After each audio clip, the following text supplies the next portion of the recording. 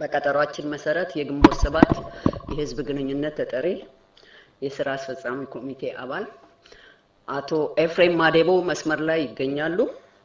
አቶ ኤፍሬም ማዴቦ ይሰሙኛል? ይሰማኛል።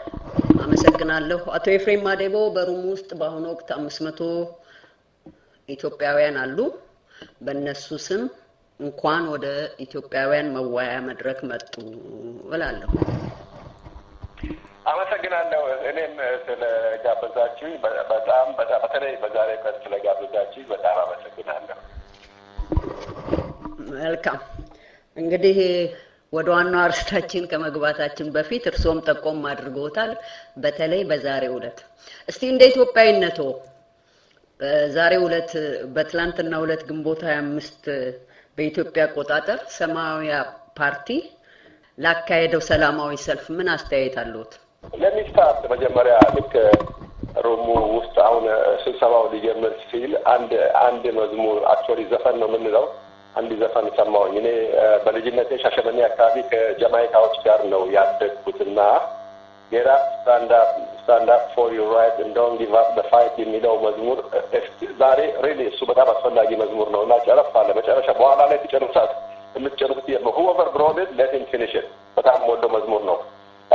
ዛሬ የሚገርመው ነው ትናንትና ቅዳሜ ብዙ ጊዜ ቶሎ አልተኛም ማነው በጊዜ አልተኛም ምክንያቱም ብዙ ስራ የምሰራበት ቀን ነው። ትናንትና ግን በጊዜ ነው የተኛሁት ምክንያቱም ዛሬ ቸርችም እንደማልሄድ አውቃለሁ። ፕላስ ይሄ አዲስ አበባ ውስጥ በተለይ በሰማያዊ ፓርቲ አስተባባሪነት የተጠራው ሰልፍ ምን ይዞልን ይመጣል ነው? እንደ ድሮ ይታነቃል ወይስ ባለቆ ጥሶ ይሄዳል? ምን ነው ይሄንን ትግል ላክ እንደ ተርኒንግ ፖይንት የምንጠቀምበት ነገር ሊሆን ይችላል ወይ what is it with it የሚለው ነገር እንደ ማንኛውም ኢትዮጵያዊ እኔንም ነው ሲያንቆራጥጠኝ ነበርና ለሊት ተነስቼ ከመጀመሪያው ጀምሮ እከታተል ነበር። ይገርማል። በብዙ ነገር በኢሜል እከታተላለሁ፣ በስካይፕ ኢትዮጵያ የሚገናኙ ልጆች አሉ ከነሱ ጋር እከታተላለሁ፣ በትዊት እከታተላለሁ። አቃተኝ በቃ ኢንፎርሜሽኑ ቢት በቢት ሲመጣ አልጠራቀም እያለ ስቁነጠነጥ ነበር። የእናንተ ሩም በተለይ አንቺ ሙያዬ ዳይሬክትሊ ከነዛ ዘሰልፉ ላይ ካሉ ሰዎች ጋር እየደወልሽ የምታደርጋቸው ቆይ መጣ ጠብቅ ምናምን ሁሉ ነገር ተባብሮ በቃ የዛ ሁሉ በአለም ዙሪያ ሁሉ የሚገኝ ኢትዮጵያዊ ነው ያማጣው ምጡ ሲወለድ የታየ ነገር መሰለኝና በአጠቃላይ ዛሬ የታየው ነገር the last 21 years በአገራችን ውስጥ ቲፒኤልኤፎች አንድ የኛ ትውልድ የማያውቀው አዲስ መጥ የሆነ ትውልድ በራሳቸው አምሳል ፈጥረዋል። የሚፈራ ትውልድ እኔ አምሹር ዛሬ ያ ፍርሃት የተሰበረ ይመስለኛልና ኤክስትሪምሊ ነው ደስ ያለኝ። መልካም። እንግዲህ ሌላው የተቃዋሚ የፖለቲካ ድርጅት ከሰማያዊ ፓርቲ ምን ይማራል ይላሉ እንደ ኢትዮጵያዊነቱ? እኔ እውነቱን ለመናገር አንዱ ሌላው መናገር የምፈልገው በዚህ ሰማያዊ ፓርቲ ኢትዮጵያ ውስጥ እነዚህ ትራዲሽናል ፓርቲዎች የምንላቸው ላለፉት 20 አመታት የነበሩ አሜን የፓርቲዎቹን ስም መጥራት አልፈልግም ግን ሁላችሁም እያንዳንዱ ፓርቲ ከእያንዳንዱ ሰው ጋር በተለይ ኢሜጆች አሉ በዚህ በ22 አመት ትግላችን ውስጥ የትግሉ የወለዳቸው ትግሉ ወልዶ የተፋቸው መሀል ላይ እንደዝም ብሎ እንደጉም ብቅ ጥልቅ የሚሉ የተለያዩ ኢሜጆች አሉ ፌሶች አሉና ሰማያዊ ፓርቲ የጀመረው እንቅስቃሴ ከዚህ ከትራዲሽናል ከሆነ ቁጭ ብዬ እየበላሁም እየጠጣሁም ተመችቶ ይረጋ ብዬ ሪስክ ሲመጣ ሪስኩን እየሸሸው ሌላው ቢታሰርም አይ ቲንክ የሌላውን እስር እየጮኩለትም በሀፍ እየተናገርኩም ይሄንን ትግል ስራም እየሰራው ምንም እያልኩ እገፋዋለሁ ለሚሉ ትራዲሽናል ፓርታይን ታጋዮች የመጨረሻውን ትልቁን መልእክት ሰጥቶ ነው ያለፈው። ይሄ ትግል የኢትዮጵያን ገበሬ ህይወት ብቻ ሳይሆን ይሄ ትግል የኢትዮጵያን ክሪም ማይንድ ይሄ ላቱ ኤሊት የምንለው መስዋዕትነት ሁሉ የሚፈልግ መሆኑን በመናገር ብቻ የምንፈታው ወይ በመናገር ብቻ ህዝቡን ወደ ድል የምንወስደው ሳይሆን እንደዛሬው ሰላማዊ ሰልፍን ቤት ሆነን በሮቦቲክ ተጠቅመን የምንመራ ሳይሆን ሰላማዊ ሰልፍን እዛው ሜዳ ላይ ከሚሰለፈው ሰው ጋር እጅ ለእጅ ተያይዘን ኬንያዎች እንደሚያደርጉት እጅ ለእጅ ተያይዘን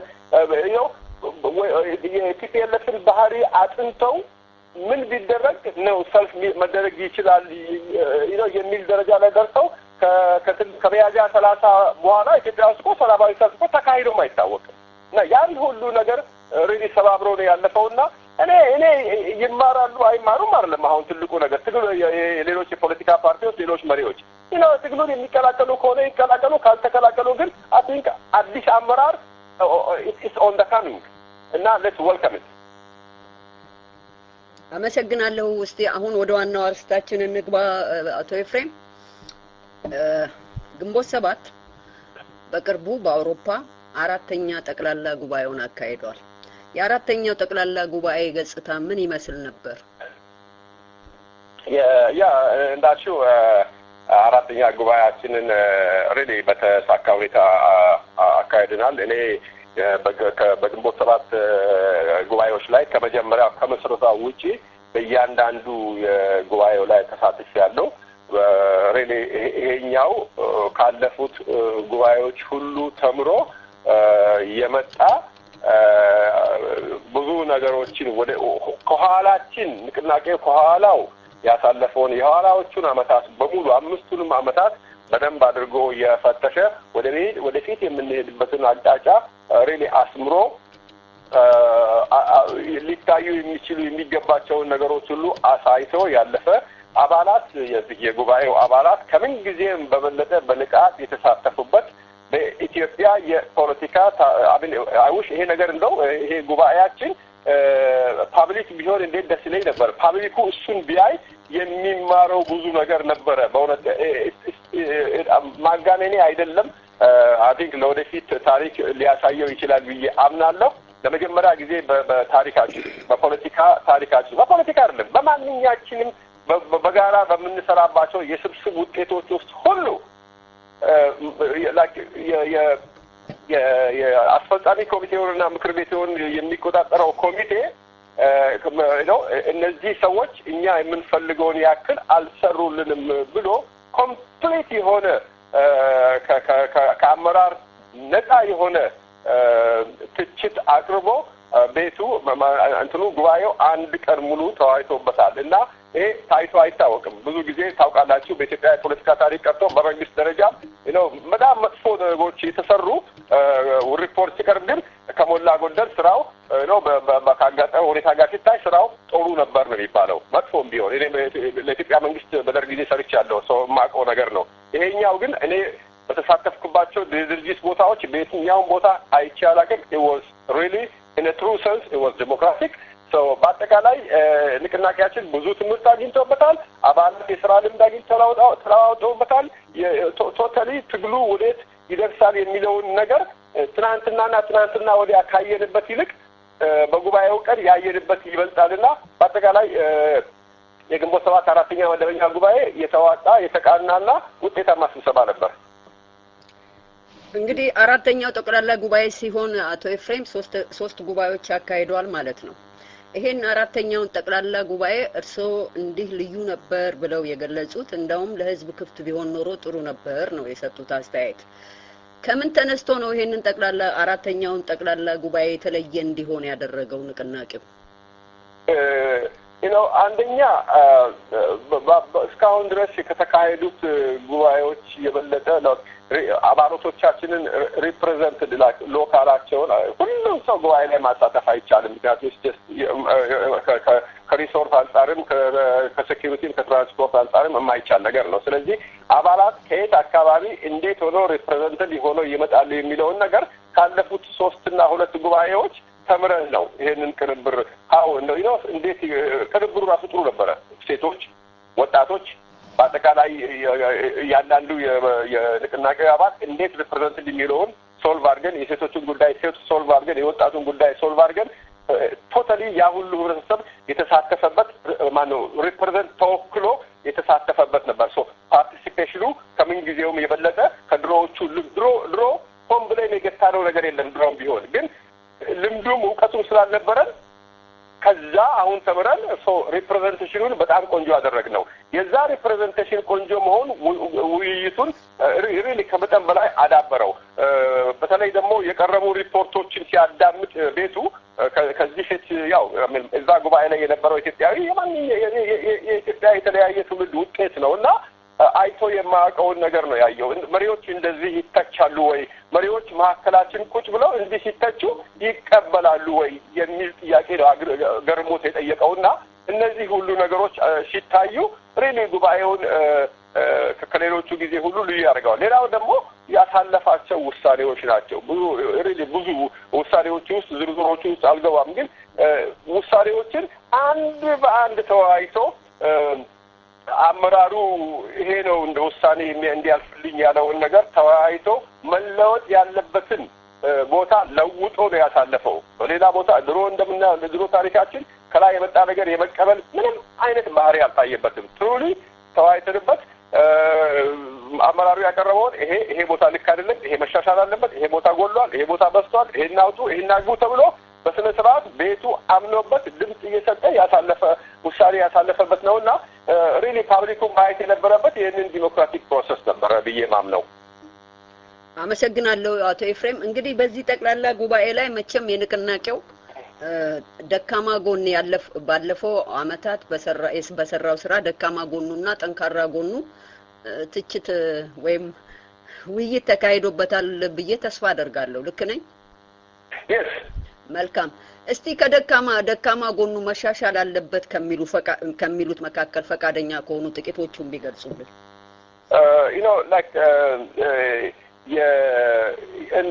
በምንከተለው የትግል ስትራቴጂ which is ሁለገብ የትግል ህዝባዊ አመጽና ህዝባዊ እንድተኝነት የሚሉትን ሁለት ስትራቴጂዎች ሪሊ በነጠረ መልኩ አውጥተን በኦፕሬሽን ደረጃ አስቀምጠን ወደፊት ለመራመድ ያስቀመጥነው መዋቅርና የስትራቴጂ አቀማመጥ ትግሉ የሚፈልገውን ያክል አልነበረም። ዋይ እነዚህ ነገሮች ስናወጣ ዛሬ አይደለም ያወጣናቸው፣ ግን እነዚህን ያወጣናቸው ከመጀመሪያው ጀምሮ እየተገነቡ የመጡ የውሳኔ ውጤቶች ናቸው። ያን ጊዜ የነበረን ሁኔታ እኛም ውስጥ ግንቦት ሰባት አመራር ውስጥም ስታዩት ሪሊ በዚህ የምዕራቡ ዓለም ተምሯል የሚላቸው በዛ መለኪያ ተምሯል የሚባሉ የኢትዮጵያ ልጆች በብዛት አሉበት። ግን አንዱ የሁላችንም የትምህርት ሁኔታ ግን ሲቀላቀል ይሄንን ሪሊ በአንድ ጊዜ የሚወልደው አልነበረም።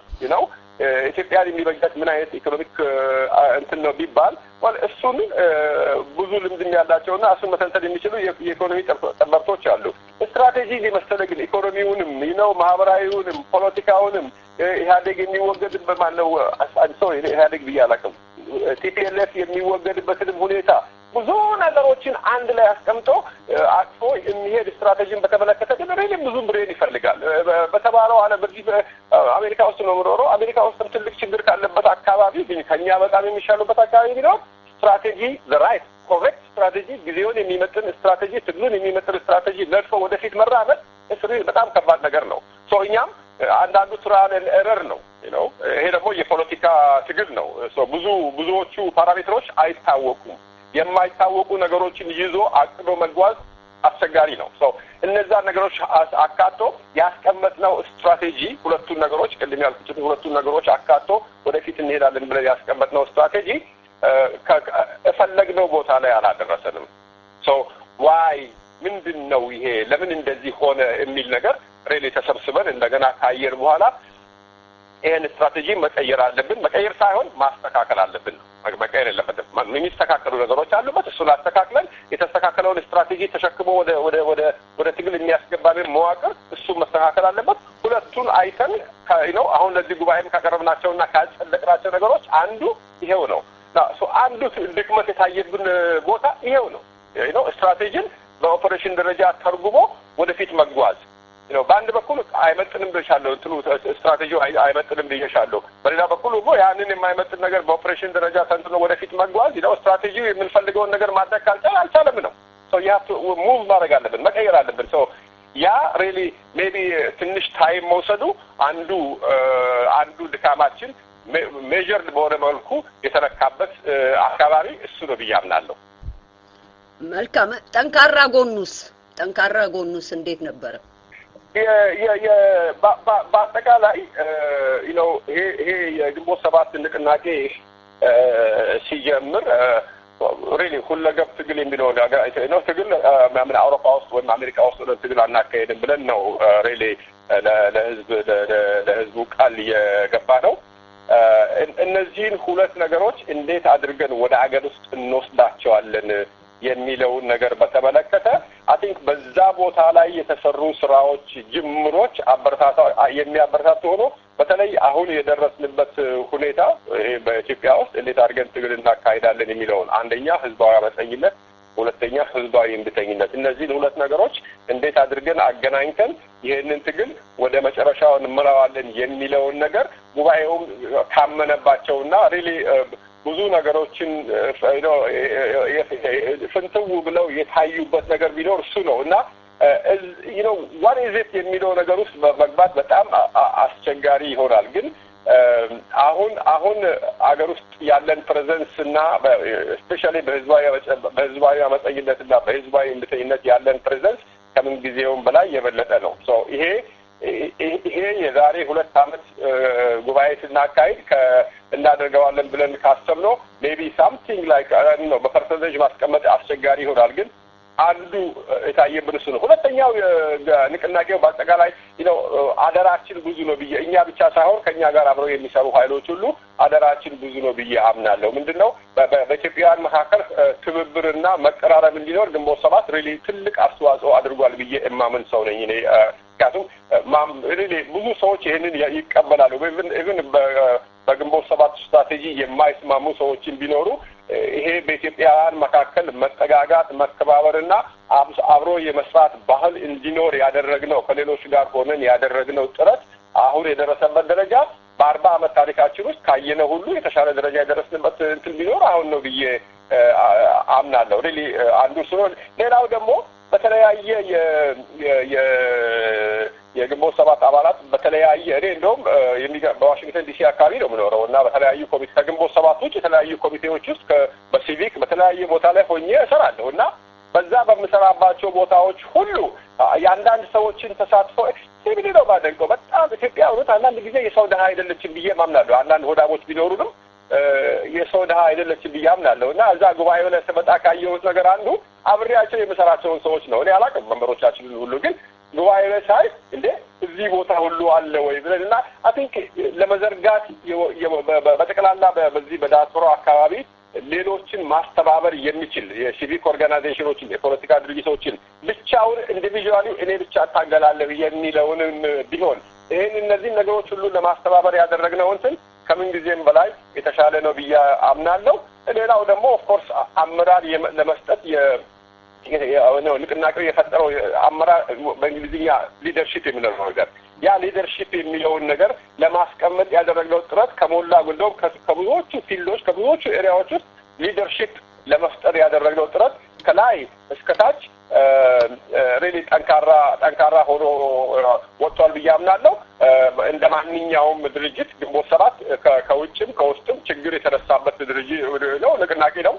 በኢትዮጵያ የፖለቲካ ታሪክ ውስጥ ፖለቲካል ድርጅቶች ውዝን በራሳቸው ውስጥ አንዳንድ ጊዜ ቀውስ ይፈጠርባቸዋል። ቀውስ ተፈጠረብን ብዬ አላምንም። እኛው ክፍፍልም ኖረ ብዬ አላምንም፣ አልነበረብም። ግን ሳሟት በአንድ ወቅት የሆኑ ማይነር ነገሮች ተፈጥሮ ነበርና ብዙ የማይወዱን አካላት አለቀላቸው ሲሉ እንኳን ማለት ግንቦት ሰባት ከዛ ውስጥ ኤክስትሪምሊ እንደ እሳት ተፈትኖ ጠንካራ ሆኖ የወጣ ድርጅትና 2 እና 3 ዲሞክራሲ ምን እንደሆነ የማይገባቸው ያለፈው ታሪካችን ቅሪት የሆኑ አካሎች ሊበጠብጡን ሲሞክሩ ማንበጠበጥ በቀላሉ እሳተ ገሞራ ቢፈነዳ ለዛ ሁሉ የተዘጋጀን መሆኑን ያሳየንበት ጊዜ ነውና ይሄ ጥንካሬያችን ነው ብዬ አስባለሁ።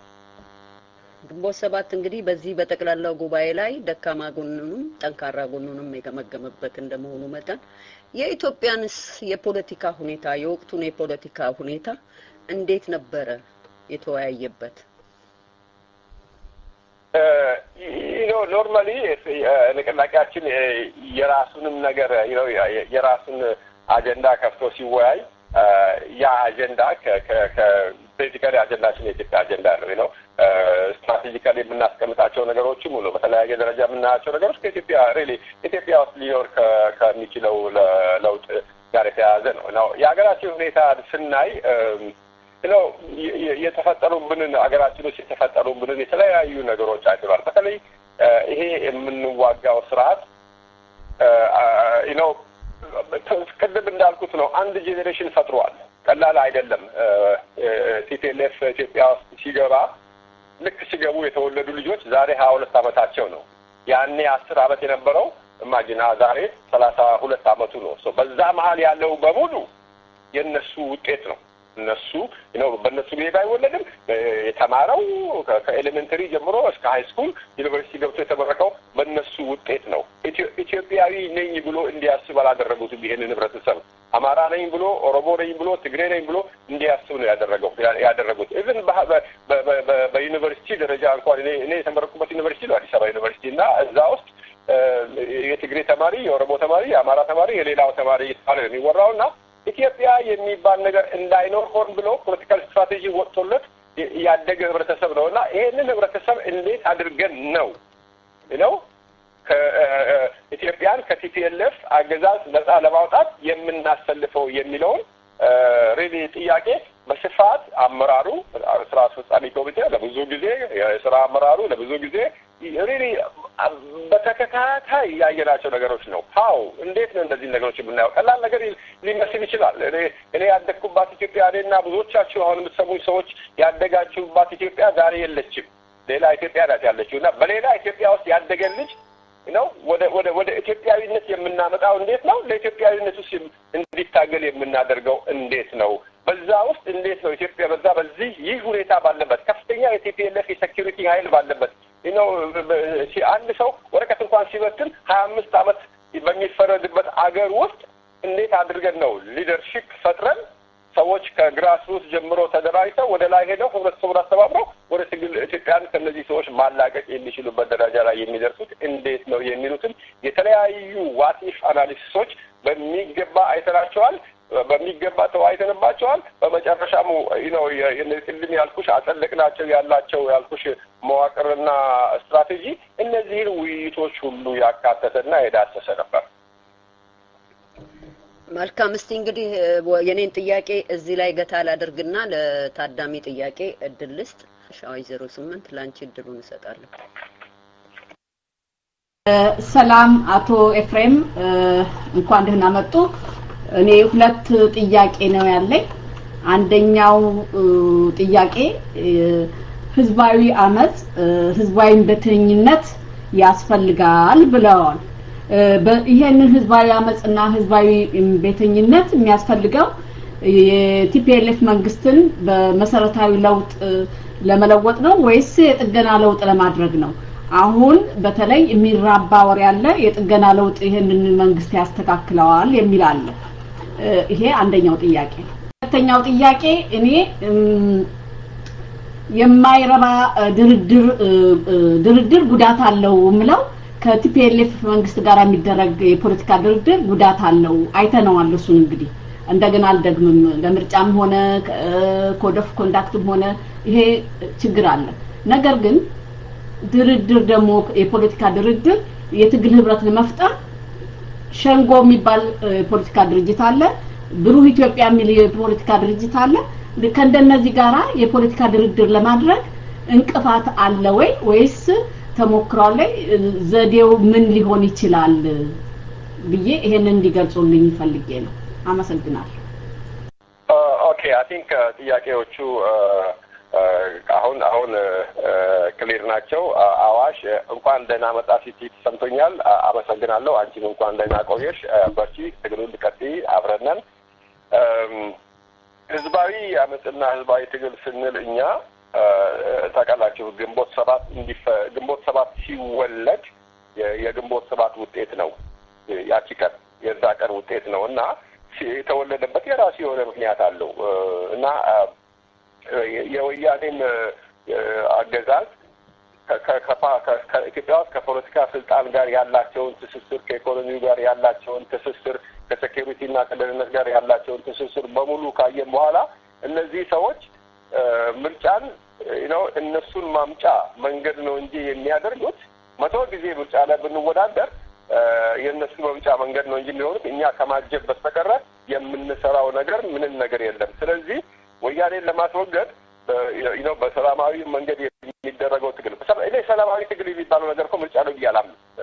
the very first thing ምርጫ ሰላማዊ ትግል አይደለም። ምርጫ ትግል አይደለም ለኔ። እዚህ አሜሪካ ውስጥ በየአራት ዓመቱ ምርጫ ይወዳል። እኔ መስታገልኩኝ ማናችን ታገልን? ካናዳ ያላችሁ ምርጫ አለ፣ አውሮፓ ያላችሁ ምርጫ አለ።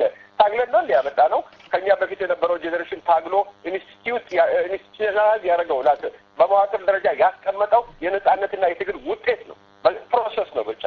ያ ፕሮሰስ እንዲመጣ ነው የምንታገለው። ግንቦት 7 የተመሰረተው ያ ፕሮሰስ እንዲመጣ ነው። በኢትዮጵያ ውስጥ አንድ ፓርቲዎች ተወዳድረው ያሸነፈው ብቻ ስልጣን ላይ የሚወጣው በህዝብ ድምጽ ብቻ ያሸነፈ ስልጣን ላይ የሚመጣው የተሸነፈው ደግሞ አሸናፊውን ጨብጦ ፓብሊክሊ ጨብጦ ለሌላ 4 ዓመት እንደገና ትግሉን የሚጀምርበት ኦፖዚሽን ውስጥ ገብቶ ትግሉን የሚጀምርበት ያንን የሰለጠነ የፖለቲካ ሂደት ኢትዮጵያ ውስጥ ለመመስረት ነው ግንቦት 7 የተመሰረተው። ይህንን ለማምጣት ይህንን ፕሮሰስ ለማምጣት የምናደርገው ትግል አመጽ ነው። አንዱ ህዝባዊ እምቢተኝነት ነው። እንቢ በቃ ሰላማዊ ሰልፍ አትውጡ ስለና እንቢ አንተ አትከለክለኝም። ሰላማዊ ሰልፍ መብቴ ነው። በራስህ በጫርከው ኮንስቲቱሽን ውስጥ እንኳን ያስቀመጥከው መብት ነውና አንተ ኮንስቲቱሽኑን መጻፍ ነው እንጂ የምትችለው መሻር አትችልም። ኮንስቲቱሽን መንግስት አንዴ ከወጣ በኋላ መንግስት ሊሽረው የሚችል ነገር አይደለም። ጥሶት የሚሄደውም ነገር አይደለም። ካለዛማ ወረቀት ነው። ስለዚህ ህገ መንግስትም ውስጥ የተጻፈ ነገር ነው። ባይኖርም በአንተ ህገ መንግስት ውስጥ ባይኖርም እኛ በምንጽፈው ህገ መንግስት ውስጥ እንዲገባ ሰላማዊ ሰልፍ የህዝብ መብት ነውና ነው ስትለን ነው እንዲህ ብለን የምንሰለፍበት መንገድ ነው። እሱ ነው። አትጻፍ ስለኝ አይ እጽፋለሁ እንደ እስክንድር አይ ምንድነው አንተ አጻፍ ምትለኝ እጽፋለሁ መጽሐፍ በሚችልበት ሁለት እጄን እስክትይዘኝ ድረስ እስክታስረኝ ድረስ ምን እስክታደርገኝ ድረስ እጽፋለሁ እናገራለሁ ብሎ እንቢ ማለት ነው።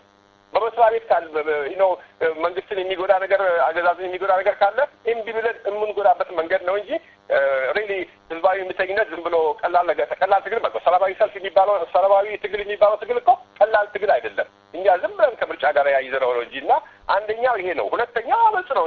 እኛን የሚለየን ከብዙ ፓርቲዎች የሚለየን አመጽ የህዝባዊ አመጹ ፓርት ነው። እኛ ጡንቻ ፈጥረን በጡንቻ ይሄንን ስርዓት እንፋለማለን ብለን የተዘጋጀንና ለዛ ያንን ዝግጅታችንን በተግባር እየተረጎምን ያለን ሰዎች ነን። በእነዚህ ሁለቱ ነገሮች ላይ ተመስርተን አሁንም አስምሬ ባለፍ መፈልጋለሁ። በህዝባዊ እምቢተኝነትና በህዝባዊ አመጽ ላይ ተመስርተን ነው ቲፒኤልኤፍን ማስወገድ የምንችለው። ከቲፒኤልኤፍ ጋር መደራደር የሚባለው ነገር እስሪሊ በጣም በጥንቃቄ ልናየው የሚገባ ነገር ነው። እስናት ቀላል ነገር አይደለም። ፕላስ እንደራደራለን የሚሉትን ፓርቲዎችን ላንደግፋቸው እንችላለን፣ ግን አይናችሁን ላፈርድላችሁ አይገባም። አለመደገፍ ሌላ ነገር ነው። ድጋፋችንን እንከለክላቸዋለን፣ ግን ከነሱ ጋር አንዋጋም። እኛ ሁልጊዜም ጥይታችንን ማባከን የለብንም። ጥይታችን በወድም ማገኘናት በርካሽም ማገኘናት ቀምተን ማገኘናት መጠቀም ያለብን አንድ ጠላት ላይ ነው፣ ቲፒኤልኤፍ ላይ ነው። ስለዚህ ሸንጎና ብሩህ የሚባሉ ፓርቲዎች ከወያኔ ጋር እኔ ከወያኔ ጋር ድርድር ያስፈልጋል ብሎ ያምናል የሚለው ፓርት እኔ ሁለቱንም በብዙ አላውቃቸውም። ሸንጎን አውቃለሁ ከሞላ ጎደል፣ ብሩህንም አንዳንድ አባሎቻቸውን ጭምር አውቃለሁ። ግን ይሄ የአቋማቸው መለኪያውን እሱን ነገር አላውቅም።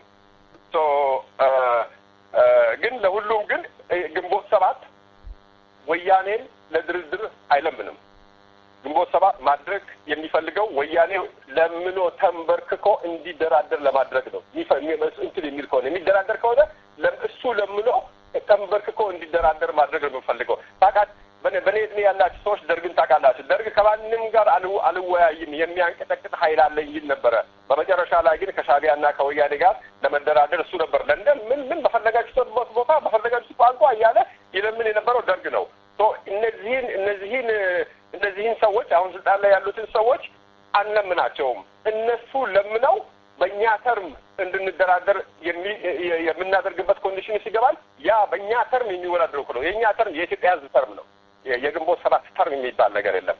ግንቦት 7 ብቻውንም እዛ ጋር ይደርሳል ብዬ አላምንም። ሌሎች ኃይሎች ተቀላቅለውት የሚያደርጉት ነገር ነው እና የኢትዮጵያ ልጆች ተሰብስበው በኢትዮጵያ ልጆች ተርም የሚወያይ ከሆነ ይወያያል። የማይወያይ ከሆነ ግን ማንም የኢትዮጵያ ውስጥ የመጣ መንግስት ደርግም የቀመሰውን ያለ ስላሴ ስርዓት የቀመሰውን ነገር እሱም ሳይወድ በግድ ይቀምሳታል እንጂ ወያኔ በድርድር በፍጹም የማይሆን ነገር በተለይ በእነሱ ተርም በእነሱ በሚፈልጉት መንገድ ለድርድር በፍጹም የማይመቹ ሰዎች መሆናቸውን በ2007 ምርጫ ጊዜ በትክክል አይተናል።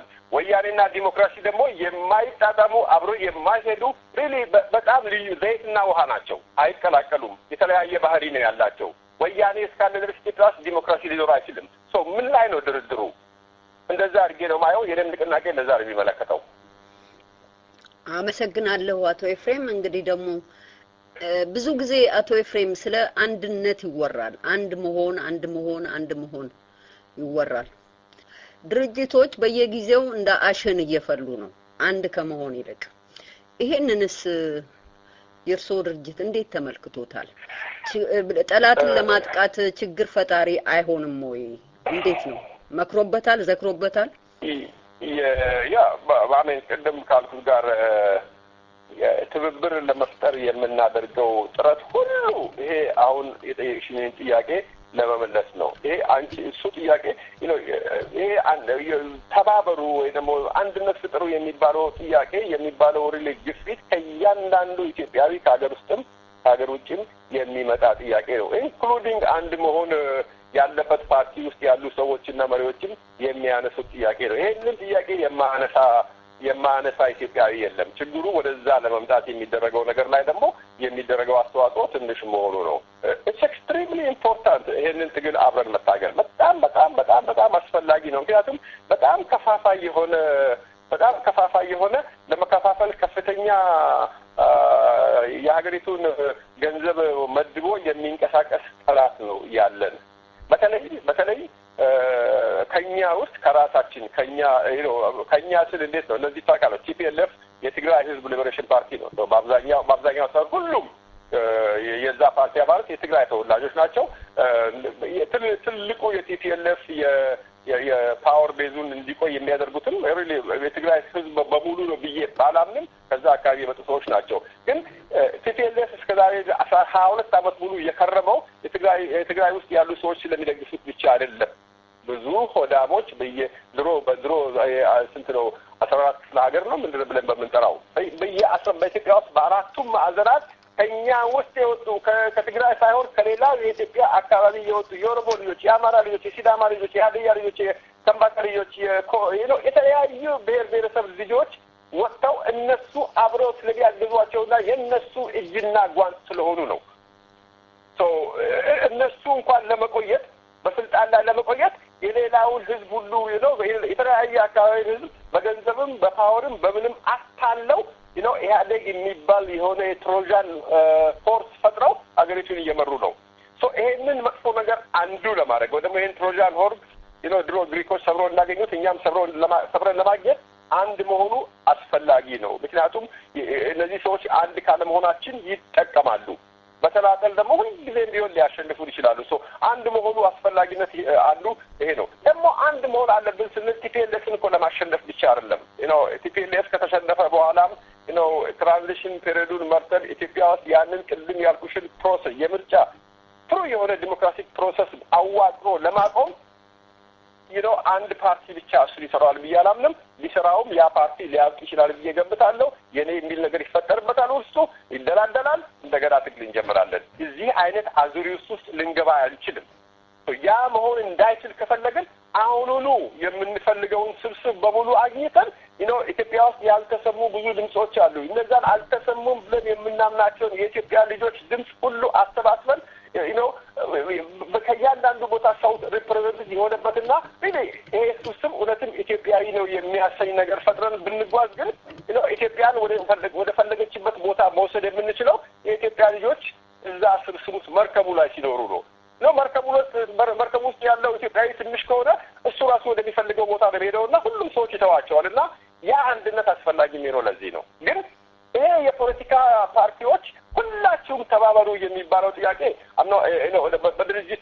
በኔ ድርጅት እምነት የኔ ድርጅት እምነት መናገር አልችልም። አሁን እዛ ጋር የለውም። ግን እኔ ኤፍሬም ግን የማምንበት ነገር በዲያስፖራውም አገር ውስጥም ያሉ ፓርቲዎች ሁሉም አንድ ላይ ይሁን ብንል ደንው መታገልም አንችልም ለትግልም አመችም ይነው ግራ ክንፉ አለበት ቀኝ ክንፉ አለበት በፍጹም እኔ ብቻ ካልሆንኩኝ የትም ቦታ ሲሉም እኔ መራቸው ነው ተከተሉኝ የሚሉበት አለበት አምባገነን አለበት ዲሞክራት አለበት ይነው እቺስት ይነው ፌደራሊስት አለበት ዩኒየኒስት አለበት አህዳዊ መንግስት የሚወዳ አለበት በጣም ብዙ ስብስብ ነው ያለው ፕላስ ደግሞ በጣም አስቀያሚ ብታምኑ ባታምኑ ይሄን የማስረበት ነገር ስለሆነ በግልጽ መናገር ፈልጋለሁ በጣም አስቀያሚ የሆኑ ፐርሰናሊቲዎች አሉብን ማከላችን እነዛ ሁሉ ፐርሰናሊቲዎች ይሄ ያለፉት የ40 ዓመት የተባሮች ንቅናቄ ውጤት የሆኑ ፐርሰናሊቲዎች የግራ ክንፍ እምነት ያላቸው ፐርሰናሊቲዎች መጣላት ካራክተር አሳሲኔሽን ነው እንጂ የሚያውቁት ይሄንን ትግል አንድ ላይ እናሰባስብበት ቢባልበት ጊዜ የመጀመሪያዎቹ ሳይሰባሰብ አፍራሾቹ እነሱ ናቸው ቢሆኑት ስለዚህ ከነዚህ ሁሉ ሰዎች ከነዚህ ሁሉ መጥፎ ምልክቶች የጸዳ አንድነት ሊፈጠር ይችላል ኦፕቲመም የሆነ አንድነት ሊፈጠር ይችላል ሁሉም ሰብሰብ ያደረገ አንድነት ሊፈጠራል የሚል እምነትም የለኝም ፍላጎትም የለኝም ግን ትናንትና አገር ውስጥ ይሄ ሰብአዊ ፓርቲ የጀመረው ነገር ደስ ብሎኛል ምክንያቱም እኔ ብቻ አይደለሁም እናንተም ነው ብሎ ጎትጉቶ ለኔተኛ ሁሉ ከቀልፉ ቀስቅሶ ወደዚህ ያመጣውና ይሄ ፕሮሰስ በረብ ከተሰራበት የሀገር ውስጥንም የሀገር ውጭንም ሊያስተባብር ይችላል እንደዛ አይነት ሪሊ ለሀገር ጥቅም ብቻ የሚሰራ ከራሱ ውጭ የሆነ which is በእንግሊዝኛው selfless የሆኑ ሰዎች የተሰባሰቡበት አንድነት መፍጠር ይቻላል አቶ ኤፍሬም ሰማያዊ ፓርቲ የተባበረው አለ እንደ ይሄንን ሁኔታ ሲያካሄድ የሚያውቁት ነገር አለ I think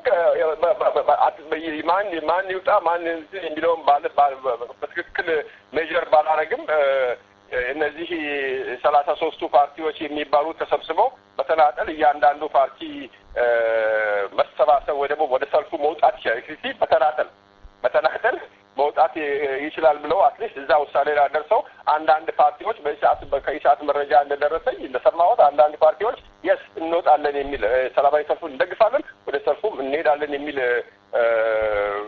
ነው ንግግር እንዳደረጉ አውቃለሁ ሰው ቃላቸውን ነው ወስደው ዛሬ ሰልፉ ላይ ይኑሩ አይኑሩ እኔም ሪሊ የዚህ ሰልፍ ሙሉ ኦዲት የማቀው ከሰሞኑ በሚመጡ በተከታታይ በሞስዋሊ በኢሳትም በዚህ በማህበራዊ ሚዲያውን በሚመጣው መልእክት በተከታታይ ካሁን በኋላ ነው ማቀው ማወጣ እነማናቸው የመሩት የሚለውን actually እንደዚህ አይነት እንትን በአንድ አካባቢ ብቻ ሲንግል ሃንድሊ ሊመራ አይችልም አትሊስት በድርጅት ደረጃ እኛ ሙሉ ለሙሉ ባናቃቸውም ትናንሽ ድርጅቶች አሉ ሀገር ውስጥ ይሄንን ነገር ያስተባበሩና ሰማያዊ ፓርቲ ክሬዲቱን ይወስዳል ምክንያቱም ጥሪውን የሚያደርገው የመጀመሪያው እሱ ነው ግን yes ከናንተ ጋር ሆነን ወደዚህ ሰልፍ እንወጣለን ያሉ ፓርቲዎች እንደነበሩ ሰምቻለሁ ከኢሳት መረጃ አትሊስት ሰምቻለሁ የሚቀጥለው ጥያቄ ከታዳሚ ይሆናል ያዳምጡ ዘመን አለ መልካም ማይክ ላንተ ሄሎ መጀመሪያ ሰላምታ አቀርባለሁ አቶ ኤፍሬም ማዴቦ እኔ ሁለት ጥያቄ ነው ያለኝ አንደኛው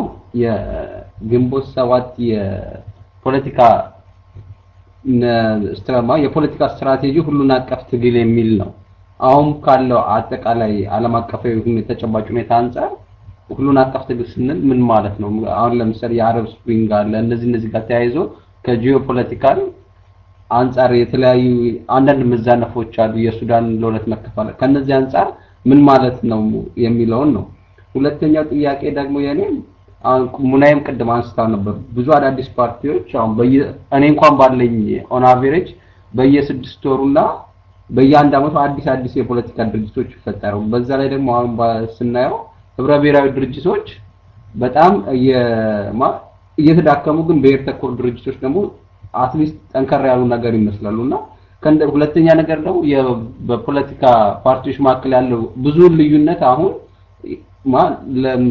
የአይዲዮሎጂ ልዩነት አለን እንችላለን ግራ ክንፍ ቀኝ ክንፍ ያለ ግን ብዙ ጎልቶ የሚወጣው ግን የግለሰቦች ስብዕና ላይ ነው ብዙ የኢትዮጵያ ፖለቲካ ፓርቲዎች በግለሰቦች ስብዕና ላይ ተገነቡ ናቸውና ከዚህ አንፃር ወደፊት ምን መደረግ አለበት ብሎ ያስባሉ አንድነት መምጣት ሲባል የሆነ አንድ የጋራ ዓላማ ከማስቀመጥ አንፃርና ወደዛ ለምሳሌ ዲሞክራሲያዊ ኢትዮጵያን ከመፍጠር አንፃር እነዚህ አይነት ችግሮች አይፈጥሩብንም ወይ አሁን በፖለቲካው ምን የሚታየው የ1960 ትውልድ ነው የኢትዮጵያን ፖለቲካ ዶሚኔት አድርጎ ያለው ይሄ ደግሞ በትውልድ ብዙ ጊዜ በግል ቁርሾ ውስጥ ያለ ነው ይሄን ነገር እንዴት ያዩታል ለማለት ነው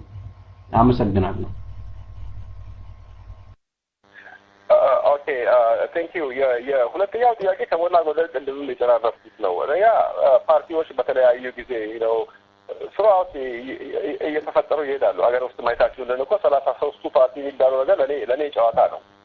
አንዱ እንትና ችግራችን እሱ ነው። ለሚጎ ባቱ እኔ ስደተኛ የነበርኩ ሰው ነኝ ኬንያ ውስጥና ዛሬ ኬንያን ለድል ያበቃው እንቅስቃሴ ገና ጥንስሱ ሲጣል ሳይሆን የመጀመሪያውን በፓርቲ ደረጃ ተደራጅተው እንቅስቃሴ ሲጀምር ኬንያ ነበርኩኝ እኔ ባክ ኢን 1991 አካባቢ እዛ የነበረች ሰዎች ታስታውስ ይሆናል። የመጀመሪያ ፎርድ ፓርቲ ሲቋቋም ኦዲንጋ የነበረበት ፎርድ ፓርቲ ሲቋቋም ትዝ ይለኛል እና ኬንያ ውስጥ ትልቅ መነቃቃት ነበረ እና ሰላማዊ ሰልፋቸው ሁሉ ሄጄ ነበር። ይሄ አሁን የወደቀው የራይላ አባት ኦዲንጋ ሲናገር እኔ ያኔ 70 ከምናምን ወደ 80 የተጠጋ ሰው ነው ሲናገር። ግን እኛ ሀገር ውስጥ የ40 ዓመት እድሜ ያላቸው መሪዎችም እንደሱ አይናገሩም። ኤክስትሪምሊ ታለንትድ የሆነ እነሱ ፋየር ኢተር ፖለቲሻን ይዟል። ኃይለኛ ሰው ነው እና በጣም ስለሚመስጠኝ ሄጄ ነበርና አይ ቲንክ ኬንያዎች ሊገላገሉ ነው የሚል እንትን ነበረኝ። አገር ውስጥ መነቃቃቱ ይሄ የፓርቲ ኦርጋናይዜሽኑ ግራስ ሩቱ የሚገርም ነበር ኬንያ ውስጥ በቃ በአይን ይታይ ነበር ያን ጊዜና ልክ በቃ ወደሚቀጥለው ምዕራፍ ሊሸጋገሩ ሲበቁና ካህኑ ወደቀ ሲባል ፎርድ ስፕሊት አደረገ። ፎርድ ስፕሊት ሲያደርግ ካህኑ አሸነፈ። እዛ ትምህርት ተብረው ነው በኋላ ላይ ያሸነፉት እነሱና አገራችን ጋር ላይ ግን እኮ አንድ አይደለም ፓርቲ፣ ሁለት አይደለም ፓርቲ፣ ሶስት አይደለም 40-50 ነው። ለንግግር ማመችም ወደ አንድነት ለመምጣት ማመችም አንድ አይነት ስትራቴጂ ቀይሶ ወደፊት ለመሄድም ማመችም በተለይ ወያኔ የመሰለ ጠላት ለመዋጋትም ማመችም። ምክንያቱም ከነዚሁ ፓርቲዎች ውስጥ ወያኔ አንዳንዶቹን ይገልጻል፣ ለራሱ ያደርጋቸዋል። ደግሞ አይተናል ድርጅትን ከመሰለ ትልቅ ድርጅት ውስጥ ወጥተው ወያኔን የተጋቡ ሰዎች አሉ። ትልቅ ችግር ይፈጥራል። የፐርሶናሊቲዎች ችግር ልክ አንተ እንዳልከው ነው። ሪሊ ትልቅ የፐርሶናሊቲ ችግር አለብን በፓርቲዎቻችን ውስጥ እና በተለይ እኛ ፓርቲዎች ውስጥ ፓርቲዎችን የሚመሩ ሰዎችን የምንከተል ሰዎች ሪሊ የፓርቲውን ዓላማ የምንጠይቅም በጣት የምንቆጠር ሰዎች ነን። የምንገባው ገና ለገና ፓርቲ ውስጥ ማን ነው የፓርቲው መሪ፣ ማን ነው ፓርቲውን የፈጠረው የሚለውን ነው። ለእኛ ማተር የሚያደርገው ማን ነው ሰውዬ የሚለውን ነው። እሱን ነገር ትተን የፓርቲው ዓላማ ማን ነው ብለን ፓርቲ የማንቀላቀል ከሆነ አሁንም ወዴትም አንሄድም። ግን በእንትናችን ውስጥ ያለው እንትን አንዳልከው ነው። አንድ ፓርቲ ሲታገሉ ይቆይና ስፕሊት መሪነት መምራት የፈለገ ሰው ስፕሊት ያደርግና ሌላ ጋር ሄዶ ሌላ ፓርቲ ፈጥሮ እንደገና ጀስት በቃ ፓርቲው እንደ አሜባ እንትን እያለ ይላል። ይሄ ደግሞ የፓርቲ ችግር ብቻ አለ፣ የቸርችም ችግር ነው። ቸርችን ዲቫይድድ ሳብዲቫይድድ እያለ የተከፋፈለ በይቻ ባለንበት ቦታ ሁሉ መከፋፈል እንወዳለን። በባህሪያችን በጣም መከፋፈል እንወዳለን። ጥያቄያችን ግን አንድ እንሁን የሚል ነው። ባህሪያችንን ነው መለወጥ ያለብን ጥያቄያችንን ለመመለስ ከፈለግን እና የነዚህ የፖለቲካ ፓርቲዎችን ወደ ፈለግነው አንድነት ማምጣት የምንፈልግ ከሆነ አሁን እንደ ጥያቄ አይነት ሰዎች በብዛት ካለን ሮሉ ኳሱ እኛ ጋር ያለው ሌትስ ጆይን ዲስ ፖለቲካል ፓርቲስ ኢቭን ዲስፋንክሽናል ናቸው የምንላቸውንም ምንንም ብቻ በተቻለ መጠን ወደ ፓርቲዎች ውስጥ እንግባና ከውስጥ ሆነን ፓርቲዎችን የፓርቲ መሪዎችን ባህሪያቸውን እንዲለውጡ ካለወጡ ግን ፓርቲው በምርጫ ስልጣን መሪዎችን ወደ ስልጣን እንዲያመጣ ማድረግና የማንፈልጋቸው መሪዎች አለመምረጥ ማስወገድ፣ ደግመን ወደ ስልጣን እንዲመጡ አለማድረግ አጀንዳው ህዝባዊ አጀንዳ እንዲሆን መታገል ነው። ከውጭ ሆነን ተባበሩ፣ ከውጭ ሆነን አንድ ላይ ስሩ፣ ከውጭ ሆነን ለዚህ ሀገር እንዲበጅ ሀሳብ አምጡ ብንላቸው ከየት አባታቸው ያመጣሉ? እኛ ገብተን ያልተባበረንና እኛ ገብተን ያልሰራን ከሆነ ወደ ግንቦት 7 ውስጥ ስገባ እኔ ኦርጋናይዝድ የሆነ የፖለቲካ ድርጅት ውስጥ በፍጹም ገብቼ አላውቅም። ኢንክሉዲንግ የደቡብ ህዝብ ድርጅት የዶክተር በየነ ድርጅት ደጋፊ ነበርኩ። የምን ድርጅት ይድገሙት። ስለዚህ የደቡብ ህዝቦች የሚበጀው ከእናንተ ነው። ጥያቄ በጣም ቆየ ጥያቄ ነው የጠየቀኝ። ከአንተ ጀምር፣ ከእኛን ጀምር። እኛ ነን ይሄን ነገር መፍጠር ያለብን። ከነሱ ተባብረው አንድ ይሆናል የሚል ግምት ቅድም እንዳልኩ ነው የለኝም እኔ። ሁለተኛው ጥያቄ ግንቦት 7 ሁለገብ ትግል ያዋጣል ወይ የሚለው ይሄንን ሁለገብ የሚለውን የትግል ስትራቴጂያችንን ስንከተል የአረቡ አብዮት አልነበረም። ከአረቡ አብዮት በኋላ ግን ደፍኒትሊ ይሄንን ስትራቴጂ በሚገባ ቅድም እንዳልኩ ነው በሚገባ አይተነዋል፣ ፈተሸነው። የተፈተሸ ስትራቴጂ ነው። የአረቡ ስፕሪንግ ስንል በጥቅሉ የአረቡ ስፕሪንግ እንለዋለን እንጂ ሁሉም አንድ አይደለም፣ እየተለያየ ነው። ኢቭን ቱኒዚያና ግብጽ ሊመሳሰል ይችላል። ግን ዳይናሚክሱ ሁለቱም ጋር የተለያየ ነው። ሊቢያ ውስጥ ቶታሊ ልዩ ነው። በጣም የተለየ ነው። ሊቢያ ውስጥ ጥቂት የታጠቁ ሰዎች ነበሩ። እነዛ በእልህ ተያይዘው መዋጋት ጀመሩ። ኦፍ ኮርስ ትልቅ የዌስቱ ሰፖርት ስለነበራቸው የመሳሪያው ኃይል ታግዞበት ነው።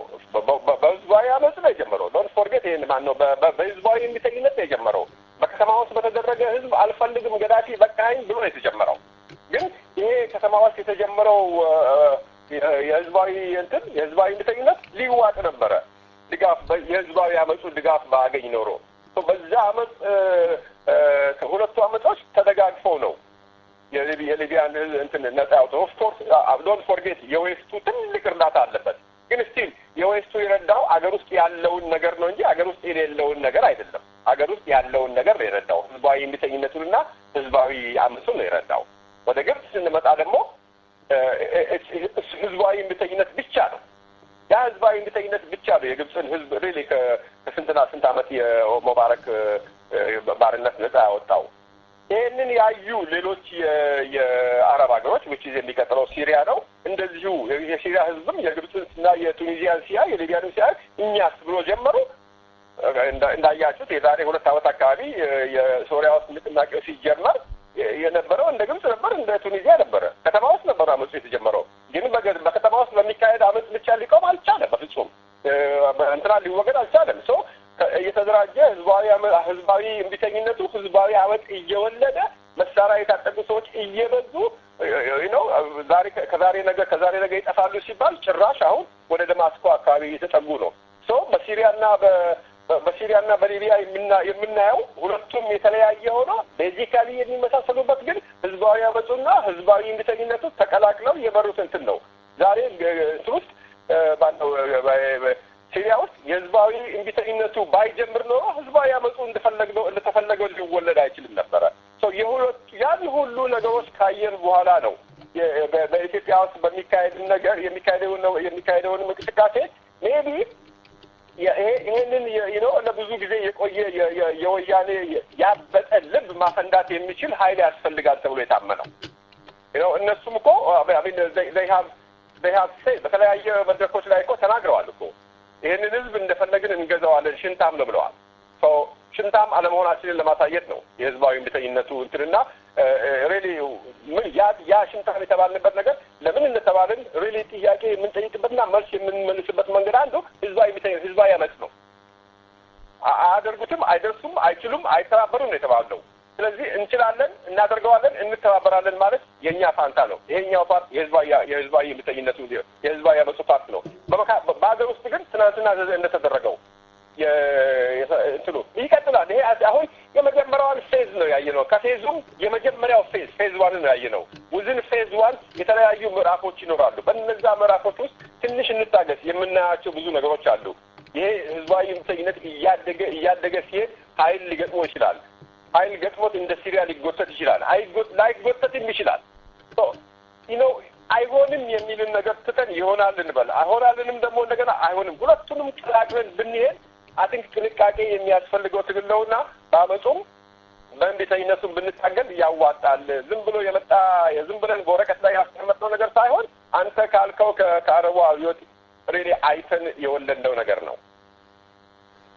ሰብለ ትባላለች። ሰብለ ማይክል አንቺ። ሰላም ወገኖቼ ይሰማለሁኝ? ኦኬ አመሰግናለሁ እድሉ ስለተሰጠኝ። የኔ ጥያቄ ሰሞኑን ሰማያዊ ፓርቲ ወይም ደግሞ ዛሬ ካደረገው ሰላማዊ ሰልፍ በአንጻር ግንቦት 7 ምን አይነት ዝግጅት አድርጓል የሚል ነው። ደጋግመው እርሶም እንደገለጹት ዘመኑ ከጠየቀው ጥያቄ ጋር አያይዘው ህዝባዊ አመጽ ወይም እንቢተኝነት በጣም ትልቅ ለውጥ ያመጣ ነው። ሰሞኑን ካየናቸው ከሊቢያና ከግብጽ ልምድ በመነሳት ማለት ነው። እና ህዝብ ሲያምጽ ገለው አይጨርሱትም። ግን በመሳሪያ ሲሆን ግን እነሱ በመሳሪያ የመመከት ኃይል አላቸው። እንደዚሁም ደግሞ አጽንኦት ሰጥተው ሲናገሩ ነበር እንቢተኝነት የበለጠ እንደሚያሸንፍ ማለት ነው። እነዚህ ለዲክታተሮች ፍትህ መድኃኒት እንደሆነ እንደዚሁም ደግሞ በሶሪያው ውስጥ እኔ እንደተረዳሁት ከሆነ ሰሞኑን እንደምናየው የመሳሪያው ትግል ስለበረታ ነው ከሊቢያና ከግብጽ ጋር የሚለየው። በሊቢያና በግብጽ ግን የህዝቡ እንቢተኝነት ነበረ በጣም አይሎ የወጣው ከዚያም የተነሳ እንደምናየው በጣም ለረጅም ሰዓታትን እየፈጀ በጣም ብዙ ሰዎችም እያለቁበት ነው ያለው የሶሪያው እንቅስቃሴ ማለት ነው ዛሬ እንደምናየው ሰማያዊ ፓርቲ በአጭር ጊዜ ተነስቶ ምናልባት ያለፉት አመታትን ሁሉ ያሰበበት ሊሆን ይችላል ብዙ ልምዶችን አይቶ ሊሆን ይችላል እርሱም በመግቢያው እንደገለጹት ማለት ነው ግን በጣም ያነቃነቀ ሁሉንም ሰው ባንድ ላይ ያሰባሰበ እንደዚህ በጣም ያስደሰተን ክስተት ነበረ ዛሬ የዋለውና ግንቦት ሰባትስ እንደዚህ አይነት ህዝባዊ አመጽን ወይም ደግሞ እንቢተኝነትን በማስነሳት ምን አይነት ዝግጅት አለው እንግዲህ በፊትም እንደገለጻችሁት መጀመሪያ ግንቦት ሰባት በሰላማዊ ትግል ነው ሊነሳሰው የነበረው ከዚያም በኋላ ነው እንግዲህ በሁለገብ ትግል ብሎ የቀጠለው ለምን ብዬ እኔ ዛሬ ይሄንን ጥያቄ አልጠይቅም ግን እንዴት ነው ሰላማዊ ትግል እንደዚህ ለውጥ ያመጣ ከሆነ ህዝባዊ አመጽ እንደዚህ ለውጥ ያመጣ ከሆነ ወደዚያ በደንብ ለማድላት ሐሳባላችሁ ወይ እንደዚህ አይነት ተሳትፎ በቅርቡ ማየት እንችላለን ወይ እንግዲህ እንደሚባለውም እንቁላል በውስጣዊ ኃይል ሲሰበር ነው ህይወት የሚጀመረው እና ይሄንን እንዴት ያዩታል ግንቦት ሰባት ምን አይነት ዝግጅት አለው የሚል ጥያቄ አመሰግናለሁ ኦኬ ማነው በመጀመሪያ አይ ቲንክ የሲሪያ ላይ የተሰጠው ጥያቄ የሰጠችው አናሊሲስ ትንታኔ እኔ አልስማማም አልከበረን ሳይሆን አልስማማም የሲሪያ ህዝብ እንደ ግብጽ የመጀመሪያ የዛሬ 2 አመት ሲሪያን ስንመለከት በተለያዩ ከተሞች ውስጥ ሰው ሰላማዊ ሰልፍ ማድረግ ነው የያዘው ምንም እንትን ያለው የለም ግን ቶታሊ ሰላማዊ ሰልፍ በሚደረግባቸው የሲሪያን ንቅናቄ እንትን እንቅስቃሴው አሁን ወዳለበት ደረጃ የለወጠው አሳድ ነው እንጂ እንትኖቹ ትንሽ ነበሩ ብዙ እንትንም አልነበሩም አሳድ ነው ገዢው ፓርቲ ነው ወደዚህ የለወጠው ይሄ ደግሞ ራሱን የቻለ ምክንያት አለው ሲሪያ እንደ ግብጽ አይደለም ሲሪያ እንደኛ በኤትኒክ የተከፋፈለ ሶሳይቲ ነው እና ስልጣኑን የያዘው ልክ ኢራቅ ውስጥ እንደነበረው ሺያና እነዛ ምንድናቸው ሌሎቹ እንደነሱ ነውና ብዙሃኑ ተገዝቷል እንትን ውስጥ እነዚህ አላዋይት የሚባሉት የሲሪያ የገዢ መደቦች ትንንሾቹ ናቸውና ማጆሪቲውን የሚገዙት ይሄ ማይኖሪቲው አካል የገዢው መደብ ትረተን ሲሆን ከውጭም ከውስጥም እነዚህ ተቃዋሚ የሚባሉ ነገሮች በየከተማው ሰልፍ ሲያደርጉ በየቀኑ አልቋረጥ ሲል እርምጃ መውሰድ የጀመረው በታንክ በአውሮፕላን በምን ማጥፋት የጀመረው መንግስት ነው ከዛ በኋላ ምርጫ አልነበራቸውም ወደዛ አካል ውስጥ ገቡ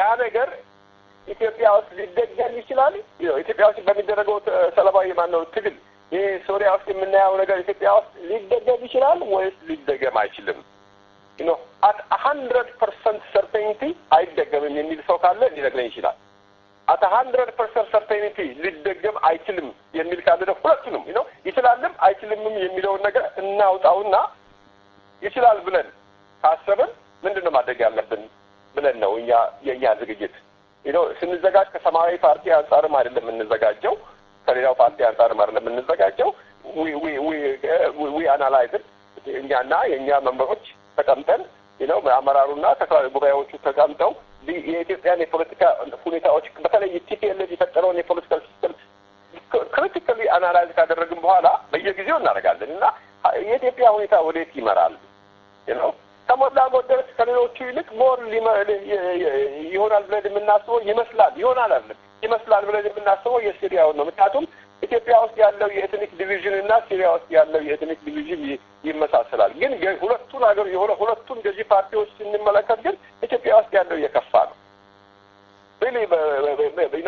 በኃይል እና በየቀኑ በምንሰማ ነገር ነው በኃይል ከመጡብን ጫካ ውስጥ እንኳን ሆነን ምንም ኃይል ሳይኖረን ትልቁን የአፍሪካ ጦር ገንጥለን የገባነው አሁንማ ሁሉም ነገር ታጥቀናል ቢመጡ በሙሉ እንጨርሳቸዋለን እንጂ የሚያሸንፈን የለንም ብሎ የተከፈሱ ሰዎች ጋር ነው እንትን የምንለው እና I completely agree በሰላማዊ ሰልፍ አንዱ ከወለገብ ያልሽው ነገር ትክክል ነው ግን ግንቦት ሰባት ሰላማዊ ትግል ብሎ ጀምሮ አይደለም ወደ ወለገብ የገባው ዛት ፋክት ትክክል አይደለም የግንቦት ሰባት የመጀመሪያው ስትራቴጂ ሲመሰረት የግንቦት ሰባት ስትራቴጂ ሁለገብ ትግል ነው ስኖት ከሰላማዊ ከሚለው ፕሬሚስ አለ የጀመርነው ሁለገብ ብለን ጀምረን ነው ሁለገብ የሚለውን ቃል ወደ ሁለት የከፈልነው በህዝባዊ እንድተኝነትና በህዝባዊ አመጽ ሁለቱም ተጋግዘው ሲኖሩ ዶንት ፎርጌት ይሄ የሳውዝ አፍሪካ ሞዴል ነው።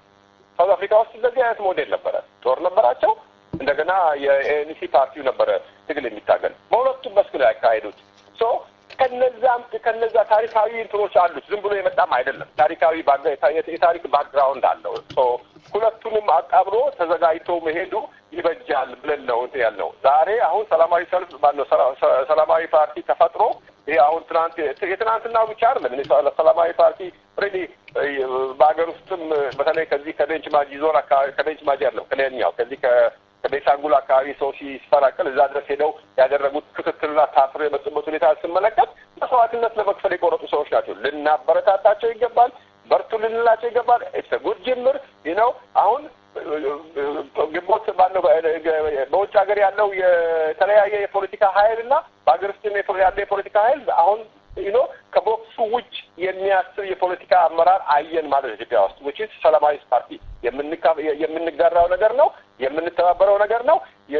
እንትናችን በዚህ አካባቢ ከሆነ ትግላችን በዚህ አካባቢ ከሆነ ወደፊት የሚሄደው ሁላችንም እንትናችንን ወደዛ እናዞራለን። ግን ልክ እንደዛ ባዞርንበት ጊዜ ክፉኛ የምንመታ ከሆነ ግን ሪሊ ተጠንቅቀን መሄድ አለብን። we should not put all our eggs in the same basket የሚል እምነት አለን። አቶ ኤፍሬም የተቃዋሚ የፖለቲካ ድርጅቶች ህዝብን የማደራጀት ህዝብን ወደ አባልነት የማሳብ የህዝብ ድጋፍ እንዲኖራቸው ጥረት አያደርጉም ይባላል። እንግዲህ ዲሞክራሲ ነውና ከነዚህም መካከል አንዱ ግንቦት 7 ነው።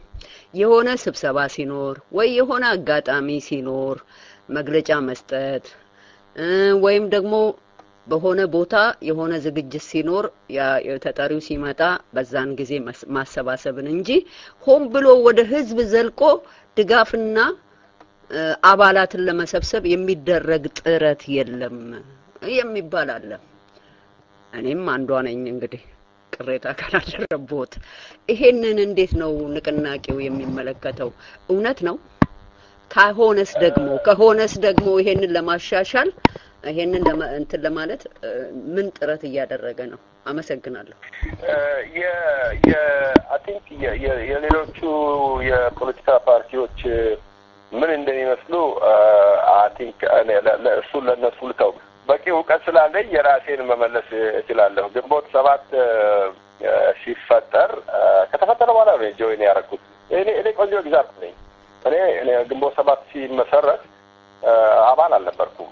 ከተመሰረተ ከአንድ ወር በኋላ ነው አባል የሆንኩት እና አባል እንደሆን ጠይቀው ተበልብዬ ነው አድሬስ አድርገውኝ ጠይቀውኝ ነው በስርዓት ተጠይቄ በአላማው ተስማማለህ ወይ በግቦቱ ተስማማለህ ወይ በተለይ አንኳር የሆኑ ነገሮች ነበሩበትና በእነዚህ ነገሮች በሁለገብ ትግሉ ተስማማለህ ወይ የትግላችን ሰላማዊ ትግሉንም ይሄ የአመጹንም የህዝባዊ አመጹንም ህዝባዊ የሚተኙትንም ያጠቃልላል ፕላስ ሪሊ ብዙ ኮስቱ ወደፊት ያለው እንትን ነው መግባት ትፈልጋለህ ወይ ከገባ ደግሞ ፐብሊክሊ ፊት ለፊት ወጥተህ መታገል ለምትፈልገው ወይስ አንደርግራውንድ ነው መታገል ተጠይቄ ነው የገባሁት። ኢንፋክት ኦንላይንም ፎርም የተሞላ አባል የሚሆንበት ሁኔታ ነበረ በንቅናቄያችን ውስጥ። በኋላ ኮስቱ ስለበዛ ሰው ነው እንጂ ስንጀምር አውሮፓ ውስጥ ንቅናቄ የተመሰረተው አውሮፓ ነው የጀመረው። ከአውሮፓ ወደ አሜሪካ መጣ።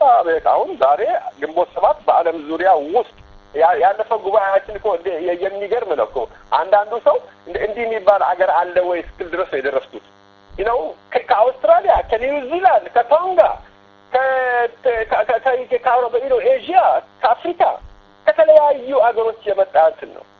ደቡብ አፍሪካ ውስጥ አባል አልነበረን በአንድ ወቅት። ዛሬ ግንቦት 7 ትልቅ ፕሬዘንስ ካለውና ጠንካራ አባላት ካሉት ቦታዎች አንዱ ደቡብ አፍሪካ ነው።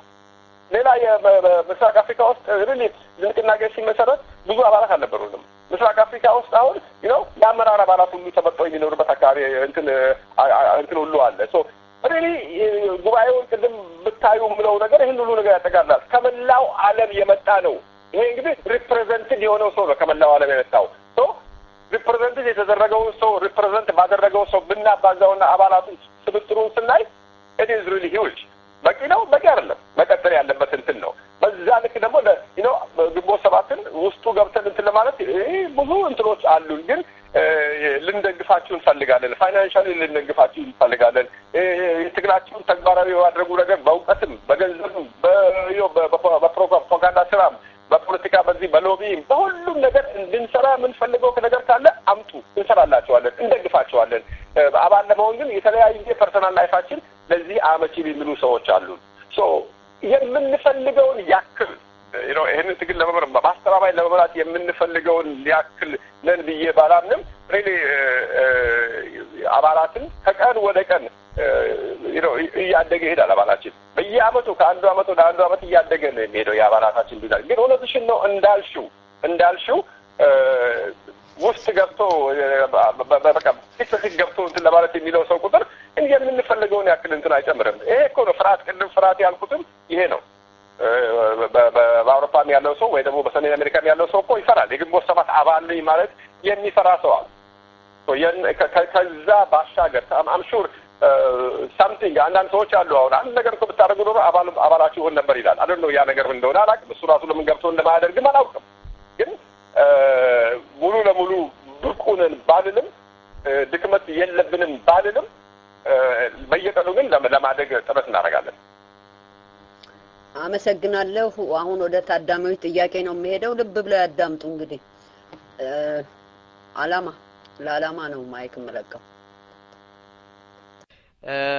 ኢካዴፍ መተው ኢንተርቪው ስለሰጡን በጣም በክፍሉ ስም አመሰግናለሁ እኔ ሁለት ጥያቄ ያለኝ አንዱ ትንሽ ማብራራው ነገር ስላለኝ ነው በቅርቡም ጽሁፍ ይወጣል በዌብ ፔጅ ላይ አይቻለሁ የፖለቲካችን ስትራቴጂ የጠላት አይነት የመሳሰሉት ትልቅ ክላውድ ትልቅ ዳመና ያለ ይመስላል ዙሪያውን አንዳንዱ ስር ነቀል ለውጥ ይላል አንዳንዱ ሰላማዊ ትግል ብቻ ይላል አንዳንዱ የትጥቅ ትግል ብቻ ይላል በቅርቡ ደግሞ ትልቅ ኔትወርክ የመሰረተ የጥገና ለውጥ ወይም ሪፎርም ብሎ የመጣ ይታያል እና ሌላው በስደት መንግስት ቤዝድ ኦን የሰላም ትግል ብሎ የሚያምን አለ እና እነዚህ ተራረቀ እንትን አቋም ወይም ፕሮግራም የያዙ ድርጅቶች ናቸው ያሉት ለመተባበርም ያንዱ ካንዱ እንትንም ቢል ሊያዝ ቢችልም ግን እንደ ፕሮግራም ነው የሰላማዊ ትግል ብቻ ያለው የትጥቅ ትግል ብቻ ያለው ውስጥ ሊገባ አይችልም እንዲህ አይነትም ነገሮች ህዝቡን የበታተነው ነገር ይታያል እና እነዚህ ነገሮች በአንድ አይነት ሁኔታ በአንድ አይነት እይታ ወይም በሁለት በሶስት እንኳን ብሎክ እይታ ሊመጡ የሚችሉት እንዴት ነው ብለው ያዩታል እዚህም ላይ እንትኑም ራሱ የወያኔን ወይም ያለውን መንግስት ካራክተራይዜሽን ላይ አንዳንዱ ፋሽስት ነው ይላል አንዳንዱ ዘረኛ ነው ይላል አንዳንዱ ማፊያ ነው ይላል አንዳንዱ ዲክቴተር ነው ብቻ ይላል እና እነዚህ ነገሮች ክላውድ የፈጠሩ ይመስላል በአጠቃላይ እና የመከፋፈልም ሁኔታ ነው ያለው በርሶ ድርጅት በኩል በግንቦት ሰባት በኩል ደግሞ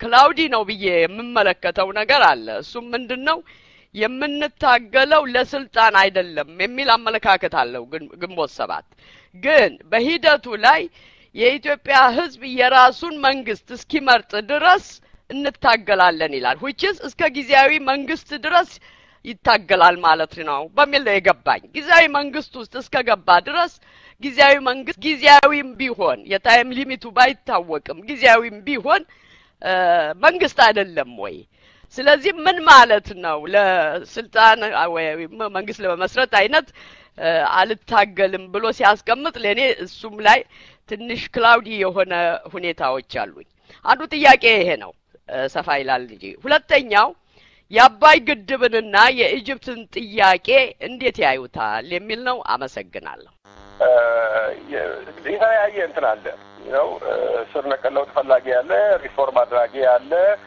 ይሄ ኢህአዴግ ጠላት አይደለም ግን ነው በፖለቲካ ግን ታግለን ለምናስበው የሚገባ ነው የሚል የተለያየ ነገር አለ ብዙ ብዥታዎች አሉ አሚን I think ሁለት ነገሮችን ጎን ለጎን መመልከት የምንችል ከሆነ the very first thing ለምንድን ነው የምንታገለው እኛ ኢትዮጵያውያን ባለፉት 20 አመታት የድሮውን ተወውና የወያኔ ስልጣን የወያኔ መንግስት የወያኔ አገዛዝ ኢትዮጵያ ስልጣን ከያዘ ጊዜ ጀምሮ ለምንድን ነው የምንታገለው? ምን ስለሆነብን ነው? ምን ስለወሰደብን ነው የምንታገለው? ባለፉት 20 ዓመታት ያየናቸው የቲፒኤልኤፍ ባህሪያት ምንድን ናቸው? እነዛ ባህሪያት ቲፒኤልኤፍን የህዝብ ወገን ነው የሚያደርገው? ኢትዮጵያን እንደ ሀገር ስንወስድና ቲፒኤልኤፍን እንደ ሀገር ስንወስድ ቲፒኤልኤፍ የኢትዮጵያ ወዳጅ ነው ወይስ ጠላት ነው? የኢትዮጵያ ጠላቶች ኢትዮጵያ ላይ ያደረጉትን ነገር ቲፒኤልኤፍም አድርጓል ወይ? ብዙ ነገሮች ብዙ ትንታኔዎች ውስጥ መግባት እንችላለን። መንግስታት እኮ አምባገነን መንግስታት እኮ በየቦታው አሉ እኮ። በኢትዮጵያ ውስጥ ብቻ አይደለም አምባገነን መንግስታት ያሉት እኮ በየቦታው አሉ። ኮሪያ እዚህ ደረጃ ላይ ስትደርስ የመጀመሪያው አካባቢ የነበረው መንግስት አምባገነን መንግስት ነበረ እኮ በብዙ ቦታ ላይ። የቻይና መንግስት የቻይና ኮሚኒስት ፓርቲ አምባገነን አይደለም? ከዛ በላይ አምባገነን አለ? የቻይና ህዝብ ይታገለው የለም እንዴ? ግን ቻይኒዝ አሁን የሚጓዙበት መንገድና ኢትዮጵያውያን አሁን የምንጓዙበት መንገድ አንድ ነው እንዴ? ሁለቱም እኮ መጥፎ መንግስታት ናቸው። ግን ከመጥፎ መንግስታትም ከመጥፎ መጥፎ አለው እና የትኛውም መንግስት ደርግም ኤክስትሪምሊ በደርግ ስርዓት ውስጥ ነው ያደግኩት። ሀይ ስኩል ጨርሼ ዩኒቨርሲቲ ገብቼ ጨርሼ ስራም ትንሽም እንዳቅመጥም ሰርቼ ከኢትዮጵያ የወጣሁት በደርግ ስርዓት ውስጥ ነው። ምን አይነት አስቀያሚ መንግስት ምን አይነት አስቀያሚ ነገር ሊሆን እንደሚችል ያየሁት በደርግ ነው። ፊት በፊት አይኔ ላይ ወጣት ሁለት እጁ ወደ ኋላ ታርቶ ሲገደል ያየው ሰው ነኝ እና ያም አለ። ግን እስኪ ደርግን በኢትዮጵያ ትልልቅ ናሽናል ኢሹዎች ላይ እንውሰድና እነዚህን ሰዎች በኢትዮጵያ የሚባል ነገር ጠፋ ብለን ስንናገር በቃ በቲፒኤልኤፍ እኮ ነው የጀመረው። በደርግ አይጀምርም፣ ኃይለሥላሴ አይጀምርም። ኢትዮጵያዊነት ጠፋ ብለን የምንናገር ሰዎች ካለን ኢትዮጵያዊነት ተዋረደ፣ ክብሩ ጠፋ። የኢትዮጵያ ህዝብ አገሩን ለቆ መሰደድ ጀመረ። እንደ ሰውም አይታይም። በአገሩም እንደ ሰው አይታይም። በአረብ ሀገሮችም ውስጥ እንደ ሰው አይታይም። አፍሪካ ውስጥም እንደ ሰው አይታይም። እየታደደ ይገደላል። ይሄ ሁሉ ማህበራዊ ውድቀት የደረሰብን ለምንድን ነው? አገራችን ኢትዮጵያ የእስልምናም ቀደምት ናት። በክርስትና ደግሞ እንኳን በአፍሪካ ቀርቶ በዛሬ ክርስቲያንን ብለን ክርስትናን ሊያስተምሩ ከሚፈልጉ ነጮች በፊት ክርስቲያን የነበሩ ሰዎች ነን። ይሄ ሁሉ ትልቅ የሞራል ፋውንዴሽን ባለበት ሀገር ውስጥ ሞራላችን ላሽቆ ጠፍቶ መንግስት ፖለቲካውንም ሃይማኖትንም ሲመራ እናያለን። ይሄ ሁሉ በደል የደረሰብን ለምንድን ነው? በሀገራችን ላይ ይሄን ሁሉ በደል የሚያደርሰው ማን ነው? ይሄን ሁሉ ነገር ስንመለከት የሀገራችን ዳር ድንበራችንን በታሪካችን ለመጀመሪያ ጊዜ ሜቢ በዓለም ታሪክ ለመጀመሪያ ጊዜ ዳር ድንበሩን ቆርሶ ለጎረቤት ሀገር እንካ የሚል መንግስት ስልጣን ላይ ተቀምጦ የሀገራችንን መሬት ባለመሬቱን ገድሎ ለባዕዳን እንካችሁ የሚል መሪ ካለን ወይም የሚል አገዛዝ ካለን ይሄንን አገዛዝ ምን ብለን ነው ምን ካታጎራይዝ የምናደርገው? ጠላት ነው ብለን ነው ወይስ ምን ብለን ነው? እነዚህን ነገሮች ሁሉ ካየን በኋላ ነው እህቴ ጥያቄ፣ እነዚህን ነገሮች ሁሉ ካየን በኋላ ነው ወያኔ ምንድን ነው ብለን መልስ መስጠት ያለብን። ከአሁን በኋላ አቲንክ መልሱን ደርሶተዋለሁ። እርሶ የመልሱት ጠላት ወይስ ወዳጅ? ጠላት ሁለቱ ነው ሊሆን የሚችለው። ወያኔ ወይ ጠላት ነው ወይ ወዳጅ ነው። ከሁለቱ ካልሆነ አይደል መሀል ላይ እንግዲህ ልንሰራለት ፈልገን እኛ ራሳችን ፈልገን ቀብተን ልንሰራለት ካልፈለግን በስተቀር as far as I am concerned ኤፍሬም እኔ እስካየሁ ድረስ ሲጀመር ጀምሮ ወያኔ ጠላታችን ሀገራችን ፈጽሞ በታሪኳ አይታ የማታውቀውን ነገር የሆነ ነው። እነዚህን ነገሮች ካየን በኋላ እኛስ የምንፈልገው ምንድን ነው? what do we need? ይሄ መንግስት በኢትዮጵያ ውስጥ የዲሞክራሲ ስርዓት እንዲገነባ ይፈልጋል? አይፈልግም። ምክንያቱም ዲሞክራሲ ተገነባ ማለት እሱ ተወገደ ማለት ነው። ያን አይፈልግም። ይሄ መንግስት የኢትዮጵያን የተፈጥሮ ሀብቶች የኢትዮጵያ ህዝብ እኩል እንዲከፋፈል ያደርጋል? አያደርግም። ለራሱ ብቻ ነው የሚፈልገው። ይሄ መንግስት የኢትዮጵያ ወጣቶች እኩል የትምህርት ደረጃ እንዲያገኙ ከዩኒቨርሲቲ ከትልልቅ የትምህርት ተቋሞች ሲመረቁ እኩል የስራ ድርሻ እንዲያገኙ ያደርጋል? አያደርግም። ለራሱ ሰዎች ቅድሚያ ይሰጣል። በየትኛውም ቦታ በኢንተርቪው እንኳን ኢንጂነር ተብሎ የሚቀርብ ሰው ካለ የእነሱ ሰው ነው የሚቀርበው። እንደዚህ አይነት እነሱና እኛ የሚባል ስርዓት የፈጠረብንን አካል ማጥፋት የምንፈልገው በአገራችን ውስጥ በነጻነት መኖር ስለምንፈልግ ነው። በነጻነት መኖር አልተቻለም። ኢትዮጵያ ውስጥ ነጻነት ፈላጊ ሁሉ ቦታው እስር ቤት ነው። ስለዚህ ይሄንን ነገር ማስወገድ ስንፈልግ ሌሎች ነገሮች መተው አለብን። ይሄ ስር ነቀል፣ ይሄ ሪፎርም፣ ይሄ ምናምን ነገር እንተውና በነጻነት ሪፎርም የለም። እኔ የሚገባኝ በነጻነት ላይ ሪፎርም የለም። ነጻነት ወይ ነጻነት ነው ወይ አይደለም። ሪፎርም የምናደርገው ነገር አለ። እግዚአብሔር እንካችሁ ብሎ የሰጠን ነገር ነው። እግዚአብሔር የሰጠንን ነገር ሰው ወስዶ ሪፎርም የሚባል ቃል ከየት ነው የሚመጣው? እንደዛ የሚሉ ሰዎች ለኔ ሼም ኦን ደም። እኔ እንደዚህ አይነት ነገር አልቀበልም። ነፃነት ኢዘር የኔ ነው፣ የኔ ካልሆነ ታግዬ ማመጣው ነገር ነው። እንዴት እንደምታገል የኔ ለኔ ልተው እንዴት እንደምታገል ግን ኦፍ ኮርስ እኔም አብሮ የሚታገል ፈልጋለሁ፣ ሌላውም አብሮ ሊታገል ይፈልጋል። ለቲሲንግ ግን መናገር የምፈልገው በዚህ ሰላማዊ ትግል ወይ ህዝባዊ የሚጠይነትና ህዝባዊ አመጽ በሚሉ ትግሎች መካከል የማንስማማ ሰዎች አንዳንዶቻችን ነው ሁለቱንም ልንስማማ እንችላለን። እኔም ንቅናቄ እንስማማለን በሱ ለምሳሌ። ግን አንዳንዶቻችን ደግሞ ነው በፍጹም ይሄ ነገር በአሜሪካ ነው ማርቲን ሉተር ታይቷል ወይ በጋንዲ ታይቷል በምን ታይቷል ህዝባዊ የሚጠይነቱ ያዋጣል well and good true then go with it but don't fight ሌላውን ፋይት አታርጉ ነው በህዝባዊ የሚጠይነቱም በህዝባዊ አመጹም የሚያምነውን የትግል አጋር እንደ ትግል አጋር አድርገን እንያዝ እንጂ እንደ ጠላት ፈርጀን እሱን አንዋጋው እሱን አናሰናክለው። እኛ በትግላችን እንሂድ እሱም በትግሉ ሂድ። አምሹር የሚያስተባብሩ ነገሮች ካሉ ደግሞ እንተባበር ነው የኔ ነገር። ይሄ ሌላውን ጨዋታ ትዘን አሁን እኮ እንደዚህ በምናደርግበት ጊዜ ሁሉ ነው እኔ ይሄ ግንቦት ሰባት የሚከተለው ህዝባዊ የሚጠይነት ወይም ህዝባዊ አመጽ ትክክል አይደለም ይሄ ሰው ለማስጨረስ ነው ይሄ እንደዚህ ነው የሚለው አካል ውጊያውን ኃይሉን ከወያኔ ላይ አንስቶ እኛ ላይ ያደርጋል። እንደዛ ሲያደርግብን እኛ ላይም ተጽዕኖ ያደርሳል፣ ትግሉ ላይም ተጽዕኖ ያደርሳል፣ ለወያኔ ደግሞ እፎይታ ይፈጥራል። let's not do that። የማንመኘው በትግል ስትራቴጂ የማንስማማ ከሆነ በግቡ የምንስማማ ከሆነ ሁለታችን ድንጋይ መወራወር እናቁምና እርስ በርሳችን የምንወራወረውን ድንጋይ አንድ ላይ ወያኔ ላይ እንወርውር። ለኔ ለመጀመሪያው ጥያቄ እሱ ነው። እንዴት ከዚህ የሚለው ኦፍ ኮርስ እንዴት እንወጣለን የሚለው አሁን ያልኩትን ነገር ተግባራዊ ማድረግ ነው። ወዳጄንና ጠላቴን መጀመሪያ ለይቼ ማወቅ አለብኝ። ከወዳጄ ጋር አንድ ላይ መሄድ እችላለሁ። ምን ጊዜም ቢሆን ከወዳጄ ጋር አንድ ላይ መሄድ እችላለሁ። በየትኛውም አገር ታሪክ ውስጥ በኢትዮጵያም ጭምር ነው ለአንድ ዓላማ ያላቸው ሰዎች በሙሉ ነገር ይስማማሉ እኮ ማለት አይደለም። መስማማትም የለብንም። እንደውም እኮ በአንዳንድ ነገሮች ላይ ስንለያይ ነው ሀሳባችን እየነጠረ ትግሉን ትክክለኛ አቅጣጫ እያስያዘው የሚሄድ እና ወዳጅ በማስማማው ነገር ላይ ተቻችሎ መጓዝ የሚችል አካል ማለት ነው። ጠላት ደግሞ የማይተያይ ነው ነው አይተያይም። አንደኛው ከሰመረለት አንደኛው አይኖርም ማለት ነው። እኛና ወያኔ እኮ ወዳጅነታችን የሚያበቃው እነሱ በኢትዮጵያ ላይ ባላቸው አቋም ነው። የስልጣን ሽሚያ እኮ አይደለም ያጣላል፣ እሱ አይደለም፣ እሱ ሌላ ነገር ነው፣ ሰከንደሪ ነው። የሚያጣላን እነሱ ኢትዮጵያ ላይ ያላቸው አቋም ኤክስትሪምሊ ብልሹ፣ ለኢትዮጵያም ለታሪኳም ደንታ የሌላቸው ሰዎች ስለሆኑ ነው። ስለዚህ እነዚህ ሰዎች ለማጥፋት ዓላማችን አንድ መሆን አለበት። ከጠፉ በኋላ ለሚመጣ ነገር እሱ ሌላ ጥያቄ ነው። ሁለተኛው ጥያቄ ላይ ሄድበታለሁ። ሁለተኛ ጥያቄሽ ለስልጣን እንግዲህ የምንታገለው የሚል ነው። ኦፍኮርስ የግንቦት ሰባት ሲመሰረት ጀምሮ ካለው ጊዜያዊ መንግስት ድረስ ይላልና ጊዜያዊ መንግስት ስልጣን አይደለም።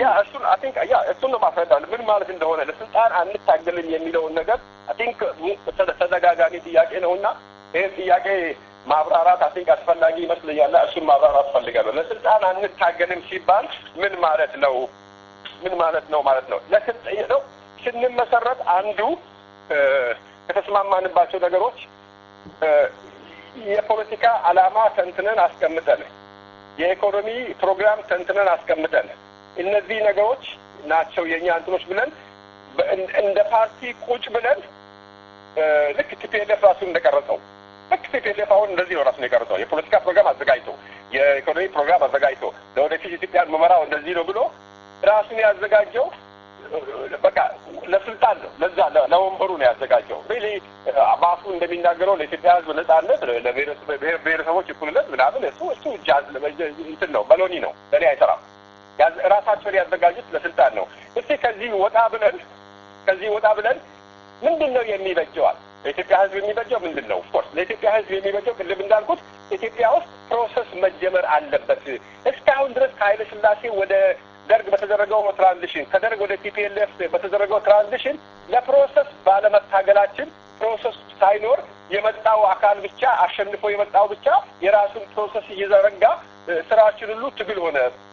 ስለዚህ ይሄንን ቪሸስ ሰርክል ለመስበር እኛነታችንን መቅረጽ ያለብን በዚህ በሚደረገው ትግል ውስጥ really ሻማ ሆኖ ማለት ነው that's exactly what we wanted በዚህ አሁን በመኖርበት ሀገር ቋንቋ ለመናገር ደግሞ really founding father የኢትዮጵያ founding father ሆኖ የሚያልፍ አንድ ጄኔሬሽን ያስፈልጋል ወይም አንድ ስብስብ ያስፈልጋል ምንም ዓላማ የሌለው founding father ብቻ ሆኖ ማለት የሚፈልግ አንድ ስብስብ ያስፈልጋል ይሄ ስብስብ ዓላማውም ፍላጎቱም ማለት ያለበት ካላሪዮ አንዳችን ልንወርቅ እንችላለን የወደቀውን ቀብረን እኛ የተረፍነው ግን ለዚህ ፕሮሰስ መታገል አለብን በኢትዮጵያ ይህ ፕሮሰስ ኡን እንዲሆን ብቻ እዛ ድረስ የሚወስደን እዚህ ፕሮሰስ ድረስ የሚወስደን ሪሊ ትግል በሚገባ መጠን ወደ አንድ ትራንዚሽን ከደረስንና ኢትዮጵያን አሁን ካለው ስርዓት ወደሚቀጥለው ስርዓት በሚገባ ትራንዚሽን ውስጥ እንድታልፍ እኛ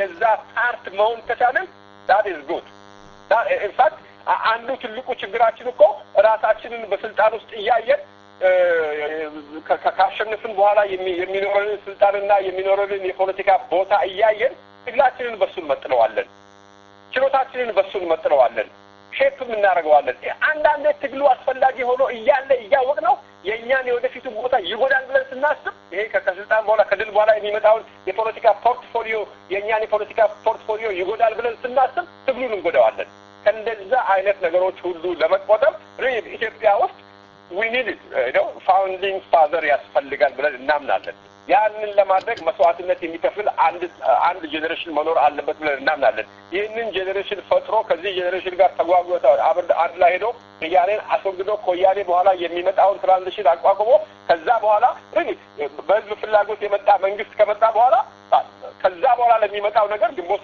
ሰባት ፓርቲ ተብሎ ይቀጥላል ወይ የምፈልገውን አድርጎ በቃ እኔ ስራዬን ጨርሻለሁ ይላል አባላቶቹ ይወስናሉ even ከአባላቶቹም እንደኔ የመሳሰሉት አይ እኔ ትልቁ ፍላጎቴ frankly speaking ትልቁ ፍላጎቴ የተማርኩበት ዩኒቨርሲቲ ውስጥ ገብቼ ማስተማር ነው and I do that ግንቦት ሰባት even ለማወር ፓርቲ ቢመሰረት እኔ አምና ከነጆ ግንቦት ሰባት ከዛ በኋላ ቢካቱ እኔ የምፈልገው ነገር ተሳክቷል ግን እነሱ ከፈለጉ that's a good way ግን ለስልጣን አንታገልም ሲባል the basic foundation ዋናው መሰረታዊ አባባላችን ይሄ አሁን ያልኩት ነው በመጨረሻ አባይ ግድብ የሚባለው ይሄ አባይ ግድብ የሚባለው ነገር really የሚገርም በቃ የሆነ ምንድነው ተደጋጋሚ ቃላት ይሆነብን መጥቷል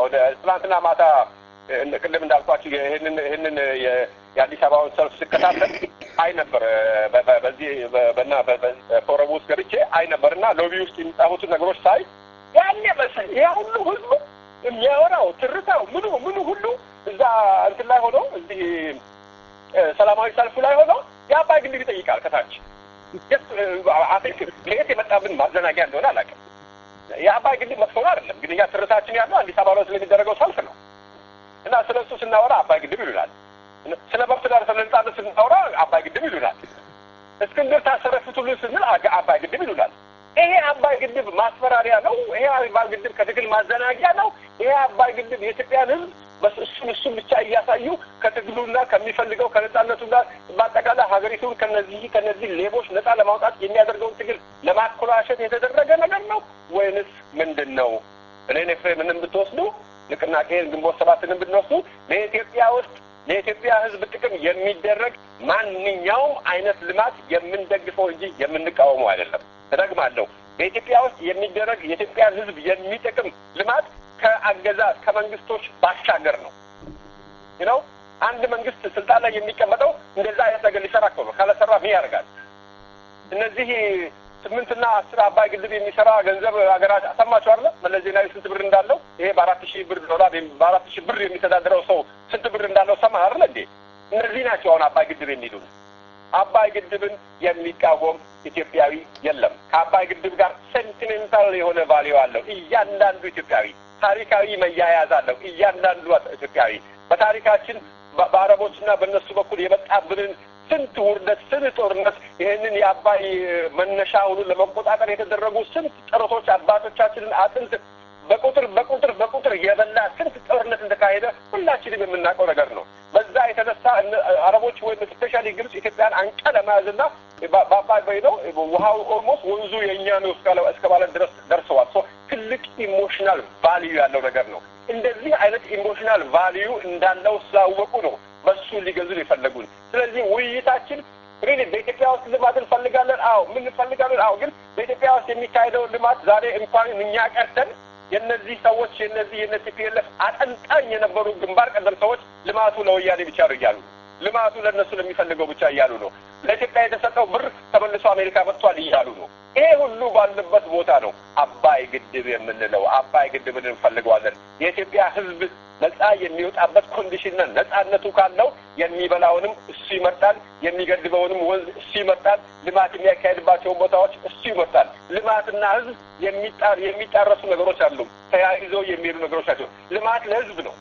ህዝብ ያልተሳተፈበትና ህዝብን የማይጠቅም ልማት ባፍንጫው ይውጣ ባይለኝ ነኝ ጥያቄያችን ሞረሽ ኢትዮጵያ አቶ ኤፍሬም አንድ ቅድም ሲያብራሩት ከነበረውና መሰረታዊ ነው ብዬ ከማምነው ህዝባዊ እምቢተኝነትን በአጠቃላይ ተንትነውታል ነገር ግን እስቲ እንደው ብዙዎቻችን በውጭ ሀገር የምንገኝ ኢትዮጵያውያንንና ህዝባዊ እምቢተኝነት በሀገራችን ውስጥ በምን አይነት መልኩ ሊካሄድ እንደሚችል ኦሬዲ የተብራራልን ነገር አለ ጠብሰቅ አድርገው እንደው ጠለቅ አድርገው እኛ አሁን ድርሻችን ምን ሊሆን ይችላል በህዝባዊ አመጽ በህዝባዊ እምቢተኝነት ውስጥ በውጭ ያለው ህዝባዊ እምቢተኝነትን እንዴት ይተነትኑልናል ትምህርት ሰጪ ይሆናል ብዬ ስለማምን በዛ ላይ ቢሄዱበት የበለጠ እንግዲህ ጥሩ ይሆናል ብዬ ህዝባዊ እምቢተኝነት really the very first thing is really ያንዳንዳችን ሊገባን የሚገባው of course ህዝባዊ እምቢተኝነት ቅድም እንደተናገርኩት ምን እንደሆነ ሪሊ በገድ ሊገባን ይገባል ህዝባዊ አመፀኝነት ወይም ደግሞ እነዚህ ሰላማዊ non-violent struggle የሚባለው የተመራባቸውን ሀገሮች ታሪክ ስንመለከት ልምምጥ አልነበረበትም እኮ ህዝባዊ ነው ሰላማዊ ማለት ግን ልምምጥ እኮ አይደለም the nature of the struggle መሳሪያ ይዘን ከምናደርገው ትግል የተለየ ትግል ነው ለማለት ነው እንጂ ሰው አይሞትበትም እኮ ማለት አይደለም እኮ ይሞትበታል ግን ሰው በሚሞትበት ጊዜ አለመተው ሞተ ብለን አለመተው ያኔ የዛሬ የሚመራን አግኝተን ቢሆን ኖሮና ሁሉም ነገር የተመቻቸልን ቢሆን ኖሮና እነዛ ሁሉ ጥይቶች እህቶቻችንና ወንድሞቻችንን ሲቀሙ የፈለከውን ታረጋለህ እንጂ ድምጼን ካላስከበርክ አለቅህም ብለን ጎዳና ላይ ሲገል ብንቀመጥ እንደዛ አይነት ህዝባዊ ቁርጠኝነት ጠላትን ያሸንፋል የሚል ትልቅ ፕሪንሲፕል ነው ይሄ ህዝባዊ እምቢተኝነት የምንለው ነገር እና እንደዛ አይነት ትግል ለመምራት በብዙ ሀገሮች ውስጥ በአሜሪካ ተመርቷል የአሜሪካ ኮንስቲቱሽን ለዛ አመቺ ነበር ህንድ ውስጥ ተመርቷል ህንድም ውስጥ የእንግሊዝ የራሱ የቀኝ ገዢው ኮንስቲቱሽን አመቺ ነበር በተለያዩ ሀገሮች ውስጥ በተደረጉ ቦታዎች ላይ አንዳንድ አመቺ ሁኔታዎች ነበሩ በኢትዮጵያ ውስጥ ግን ኮምፕሊ አንዱም እኮ ወደ ህዝባዊ አመጽ የሚመራን እንደዚህ አይነት ኮንዲሽኖች አለመኖራቸው ነው ግን ህዝባዊ አመጽ በዛ ደረጃ የተለካን ህዝባዊ አመጽ የምንደግፍበት የተለያየ መንገድ አለ ነው it's just simply እምቢ የሚባለው ነገር አንድን ነገር ብቻ አይደለም እምቢ የሚባለው ነው በጳጳስ ላይ በታሪካችን በኢትዮጵያ እኔ የፕሮቴስታንት እምነት ተከታይ ነኝ ግን ቢሆንም በዚህ ጥንታዊት የኢትዮጵያ ኦርቶዶክስ ቤተክርስቲያናችን በኢትዮጵያ ህዝብ ታሪክ ውስጥ በአንድነታችን ውስጥ ጊዮርጊስ ታቦት አድዋ ድረስ ሄደው የተዋጋ ታቦት ነው ያለን እና እንደዛ አይነት ካልቸር ያለን ሰዎች ያንን ሁሉ ነፃነታችን የተጠበቀበትን መንገድ መጥተው ሲቀያይሩብንና ቶታሊ በትምህርቱ ውስጥ የሌለ በህጉም ውስጥ የሌለ ጳጳስ አራተኛው ጳጳስ እያለ ስድስተኛው ጳጳስ ደርሰዋል አሁን ይህንን ዝም ብሎ አለመቀበል ማለት ነው እምቢተኝነት ማለት አልፈልግም አልመራም በሱ ላይ ነው ቸርች አልሄድም ቸርች እንጂ ገንዘብም አልከፍልም አልሄድም በቸርቹ ባዶ ማድረግ ማለት ነው ቸርቹን ባዶ አድርጎ ዛፍ ስር ቄሱ መጥቶ ዛፍ ስር ሊመራን ይችላል ችግሩ ይህንን የሚቀበሉ ይህንን ህጋዊ የሚያደርጉ ቄሶች አሉ እሱ ነው አንዱ ችግር ግን ምዕመኑ ከቄሶቹ በላይ መሆን አለበት ምዕመኑ ከሌለ ቄሱ ባዶ ነው አይደለም የምዕመኑ ኃይል የቄሱ ኃይል ምዕመኑ አልመጣም ቸርች ምታስተምረኝ ከሆነ ያውና እዛ በምሬ ሜዳ ተሰብስበን ዛፉ ስር እንጂ በዚህ ጳጳስ በጠፋበትና እኛ ጳጳሳችን አባራችሁ የእናንተ ጳጳስ የምታመጡብን ምክንያቱም የለም ህግም አይደለም የቤተክርስቲያናችን ህግም አይደለም ብለን አንገባም ቤተክርስቲያን በቃ ወጭ አንገባ በቃ ያልተመረጠ ፓርቲ ህዝብ የማይፈልገው ፓርቲ ስልጣን ሰው አልገዛም አልፈልግም በቃ ብትፈልግ ግደለኝ ብትፈልግ እስረኝ እንደ እስክንድር ሉቃስ እስክንድርን ዓለም ሁሉ ሁሉም ያደንቀው እኮ እንዲሁ አይደለም እምቢ ስላለ እኮ ነው እምቢ እሱ ነው ህዝባዊ እምቢተኝነት ማለት መለማመጥ ማለት አይደለም እባክህ ስጠኝ ማለት አይደለም ስጠኝ ነው እባክህ አምጣ አይደለም አምጣ ነው አምጣ ካላመጣ አለቅህም ነው በቃ that's what ዶክተር ማርቲን ሉተር ኪንግ ያደረገው እሱን ነው ማንዴላ ያደረገው እሱን ነው ጋንዲ ያደረገው እሱን ነው ጋንዲን እኮ የገደለው እኮ እንግሊዛዊ አይደለም የራሱ ዜጋ ነው የገደለው እሱ ነው ህዝባዊ እንትን ማለት እምቢተኝነት ማለት እንደዚህ የሚያደርጉ ሰዎችን እዚህ ዲያስፖራ ያለው እኛ ሲቻል really ችሎታ ያለን አገሮች መግባት የምንችል ሰው ከሰዎች ከሆነ ቅድም እንዳልኳችሁ ይሄ ትግል ያንዳንዳችንን መስዋዕትነት የሚከፍልበት ደረጃ ላይ ደርሷል let's go back home እንሂድ በደም ምንችል ቆርጠን እንሂድ እነሱ ቲፒኤልኤፎችና የነመለስ ዜናዊ ግሩፕ እኮ አውሮፓና አሜሪካ የተደላደለ ኑሮ የሚኖሩን ዜጋቸውን አዲስ አበባና በየክፍለ ሀገሩ ልከው እንደ ያስተባብረዱላቸው አድርገው ደርግ ስንቱን ጨፍጭፈዋል ከዛ ውስጥ አግኝቷቸው let's do that let's do I need አዲስ አበባ need ሐዋሳ need ጅማ need ባህር ዳር need መቀሌ ራሱ እና let's give ይህንን ትግል አመራር እንስተው ችሎታ ያለን እሱ ነው ህዝባዊ እምቢተኝነት እዚህ ቆሞ ማድረግ የምንችል እሱን ሁሉ ማድረግ እንችላለን ይሄንን ማድረግ ደግሞ ባለን የሥራ ኃላፊነት ባለን የቤተሰብ ኃላፊነት ባለን የእድሜና የጤና ደረጃ ይሄን ማድረግ የማንችል ሰዎች አለን እኛ ደግሞ በገንዘብ እንርዳ አንዳንዶቻችን በገንዘብም በእውቀትም ነው በእውቀትም እንርዳ ትልቅ የፕሮፓጋንዳ ዋር ነው የተያዝነው ይሄንን የፕሮፓጋንዳ ዋር አሸናፊነት መወጣት አለብን ቅድም እንዳልኩት የአባይ ግድብ በአባይ ሊያቦ ይፈልጋሉ አባይኛ ነው እነሱ አይደለም እነዚህ ሁሉ ስራዎች ተጠቃለው ነው ህዝባዊ እምቢተኝነት የሚባለውና እነዚህ ነገሮች የምንረዳባቸው ነገሮች ብዙ አሉ ይሄ ሩምና የተለያዩ ሩሞች በእነዚህ አካባቢዎች ላይ እስካሁን ያደረጋችሁት እንትን አንዱ እምቢተኝነት ነው እኮ ሲዘጋ አይዘጋም ይያለን የኢትዮጵያ ውስጥ ሲያገዱት የማይታገድበት መንገድ እየፈለግን የአይቲ ሰዎቻችን ጧትና ማታ እነሱ ብሬክ ሲያደርጉ እኛ አንብሬክ ያደርግነው እሱ ነው ህዝባዊ ትግል ወደ ሀገር ቤት አትግቡ ስሉን ነው አምላባ ካንተ አንተ ሀገር ነው ለመግባትና መውጣት ምትከለከለ እገባለሁ ብለን አውሮፕላኑን ሞልተን ጎለ ላይ መታሰር let the international community see that let the world see that እንደዚህ አይነት ሁሉን አቀፍ የሆነ ነገር ነው ህዝባዊ እምቢተኝነት እንጂ እቺ የወያኔ የ5 ዓመት ምርጫ አይደለችም ፓርቲዎቻችን እስካሁን ያሳዩን እሱን ነው እሱን አንቀበል እሱን የምንረዳባቸው መንገድ ደግሞ አሁን እንደተናገርኩት ጥያቄ በጣም ቆንጆ ጥያቄ ነው I think there are a lot of ways to ለመርዳት ሄደንም እንረዳለን እዚህም ሆነን በገንዘባችን በእውቀታችን በተለያየ ነገሮቻችን ባለቤቶች ሚስት ያለን ሚስታችንን የትግል አጋር በማድረግ የኑሮ አጋር ብቻ ሳይሆን ትግሉን የገባትና በትግል የምትስማማን ማድረግ ወንዶች ልጆቻችንን ለትግሉ በማዘጋጀት የወደፊቱን ኢትዮጵያ ቢረከቡ እነሱ እንደሆኑ ማሳወቅ ኢትዮጵያ እንኳን ሄደው መስራት የማይፈልጉ ከሆነ ግን ለሀገራቸው እንዲቆራቆሩ ማድረግ በዚህ ሀገር ባለ በኮንግረሱ በምናምኑ ገብተው እንዲሰሩ ማድረግ ስቴክሆልደርስ ማድረግ በፕሮሰሳችን ውስጥ ይሄ ሁሉ ነው ህዝባዊ እምቢተኝነት የሚባለውና የምናደርገው ነገር እጅግ በጣም ብዙ ነው በጣም አመሰግናለሁ አቶ ኤፍሬም ማዴሞ የግንቦት 7 የስራ አስፈጻሚ ኮሚቴ አባልና የህዝብ ግንኙነት ኃላፊ ከልብ አመሰግናለሁ እንግዲህ ወደ ዋናው አርስታችን የሆነውን ውይይት አብቅተናል ግን አንድ ጥያቄ አለኝ አቶ ኤፍሬም በቅድሚያ ለታዳሚዎች ማሳወቅ የምፈልገው ነገር አለ ወገኖቼ አቶ ኤፍሬም በፖለቲካው መድረክ ብቻ ሳይሆን የፖለቲካ ቃላቶችን በመናገር ብቻ ሳይሆን የስነ ጽሁፍም ሰው ናቸው የስነ ጽሁፍ ሰው ናቸው ብዙዎቻችሁ በተለያዩ ድህረ ገጾች ላይ ጽሁፋቸውን አንብባችሁ ይሆናል ከዛም ባሻገር ደግሞ ገጣሚም ናቸው ግጥማቸውንም ደግሞ ራሳቸው የማንበብ ችሎታ አላቸው እና አቶ ኤፍሬም አምላክ ልዩ ተሰጥኦ ሰጥቷቸዋል የስነ ጽሁፍ ሰው ናቸው ፖለቲከኛ በርግጥ የስነ ጽሁፍ ማንኛውም እንግዲህ የስነ ጽሁፍ ሰው ከፖለቲካ ውጪ ሊሆን አይችልም እንዳውም የበለጠ ይሳተፋል በአራተኛው ጠቅላላ ጉባኤ ላይ ያነበቡትን ግጥም ለኛስ ያነቡልናል ከይቅርታ ጋራ አገስ ሳይሰናበቱ አይጠፉም ግጥሙን ያንብቡና እንሰነባበታለን ኦኬ መጀመሪያ እኮ እዛ ጋር ኦኬ ግጥሙ እኔን ራሴን ሳነበው ኢሞሽናል ያደርገኛል ከዛ ኋላ መናገር ያደርጋል anyway let me read እና አለም really እንድታውቁ ፈልገው እኔን ግጥም እኔ ኢትዮጵያ ውስጥ ግጥም ጽፍ ነበር ግን አሜሪካ ከመጣሁ በ22 ዓመት የመጀመሪያ ግጥሜ ነው እሱን ታክሉ ይፈልጋለሁ ሆዴን ሲያመኝ ነው የጻፍኩት ተራድጄ በአራተኛው ጉባኤ አዳምጡት ስታዳምጡ በተከታታይ ኢትዮጵያ የሚል ስም ከጥያቄ ምልክት ጋር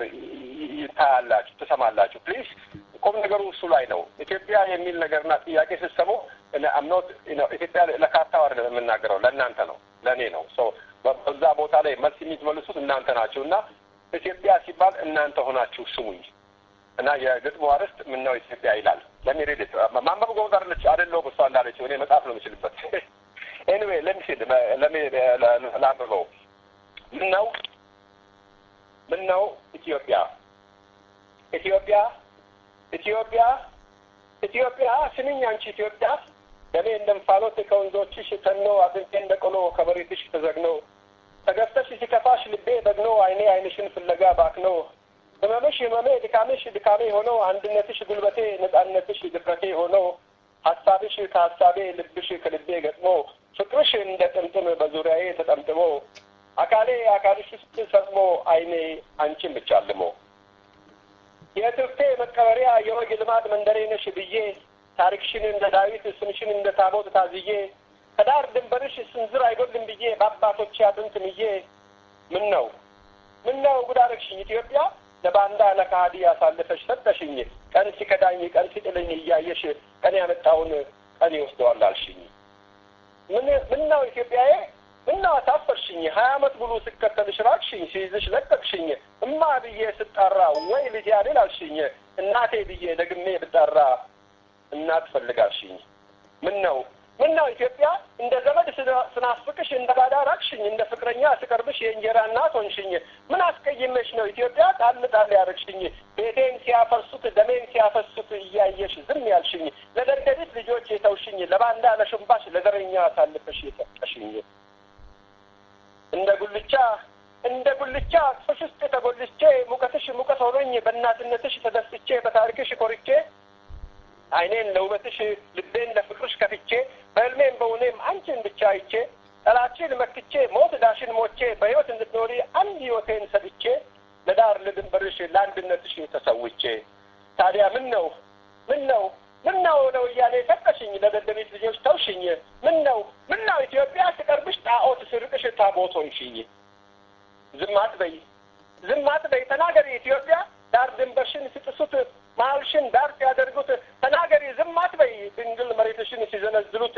ከልጆችሽ ቀምተው ለባዳ ሲሸልሙት ተባክሽ ተናገሪ ኢትዮጵያ እንደ ቅርጫ ስጋ ሲከፋፍልሽ እንደ ምጣድ ሲያሟሹሽ ተናገሪ ጆሮሽ እየሰማ ሲዋሹሽ አደግሽ እያሉ ሲዘርፉሽ አለስምሽ ስም ሲሰጡሽ ለማሽ እያሉ ሲግጡሽ ምን ነው ዝም አልሻቸው እኮ ንገሪኝ ምን ነው ዝም አልሻቸው ጠልፎ ሲጥሉሽ አረሳሻቸው ሲገፈትሩሽ አቀፍሻቸው ሲርቁሽ ቀረብሻቸው ሲነጥሱሽ ሳምሻቸው ሲንቁሽ አከበርሻቸው ምን ነው ኢትዮጵያዬ የማትገፊያቸው የማትጥያቸው የማትገጫቸው የማትበቂያቸው የእጃቸውን የማትጫቸው በልጅነቴ ስደርስ ቆጥር ጉታና ለሚቱ ቁጭ ብለው ከጎኔ መሐመድ ሀጎስና ተምትኔ ከፊታችን ቲቦ ቀልቦሬና ሸምሱ ከኋላችን ጫልቱ ጫክሴና ምሻሜ ከቀኛችን ኡጁሉ አመሎና ወዳጆ ከግራችን እንደ ዛሬው ሳይበላሽ ሳይቆሽሽ ቤታችን ሳይረግብ አንድነታችን እንዲህ ነበር ታሪካችን እንዲህ ነበር ቅርበታችን ፊደል ስንቆጥር ያኔ በልጅነታችን ግን ኢትዮጵያ ግን ዛሬ የወያኔ ዘረኞች የህዋስ ግጣንግጥ ዶሰኞች ወዳጅ መስለው ቀርበውኝ አንድነቴን ደብቀው ልዩነቴን ሰብከውኝ መጡና ጠየቁኝ አንተ ማን አሉኝ ልዕለ ሰውነቴን ትተው በዘር ለክተው ቆጠሩኝ ኦሮሞ ነህ አሉኝ ያንቺ መሆኔን ሊያስወስኝ አማራ ነህ አሉኝ ኢትዮጵያዊነቴን ሊቀሙኝ አንድነቴ ሲነገር ሳቁ ኢትዮጵያዊነቴ ሲነሳ ተሳለቁ ታሪኬን በመቶ ዓመት ወሰዱት ባንዲራዬን ጨርቅ ብሎ ሰደቡት የሞተልኝን ረገሙት ነፍጠኛ ነህ ውጣ ከዚህ አሉት አቤት ኢትዮጵያ የልጆችሽ ስም መብዛቱ አንዱ ነፍጠኛ አንዱ አርበኛ የደርግ ስርዓት ተስፈኛ የወጌ ልማት እስረኛ አሸባሪ ሽብርተኛ ስኳር ወዳድ አመለኛ ክራይ ሰብሳቢ ሙሰኛ ጎጠኛ ዘረኛ ወያኔ ማን አለ ባይ ካለኔ እንግዲህ በቃኝ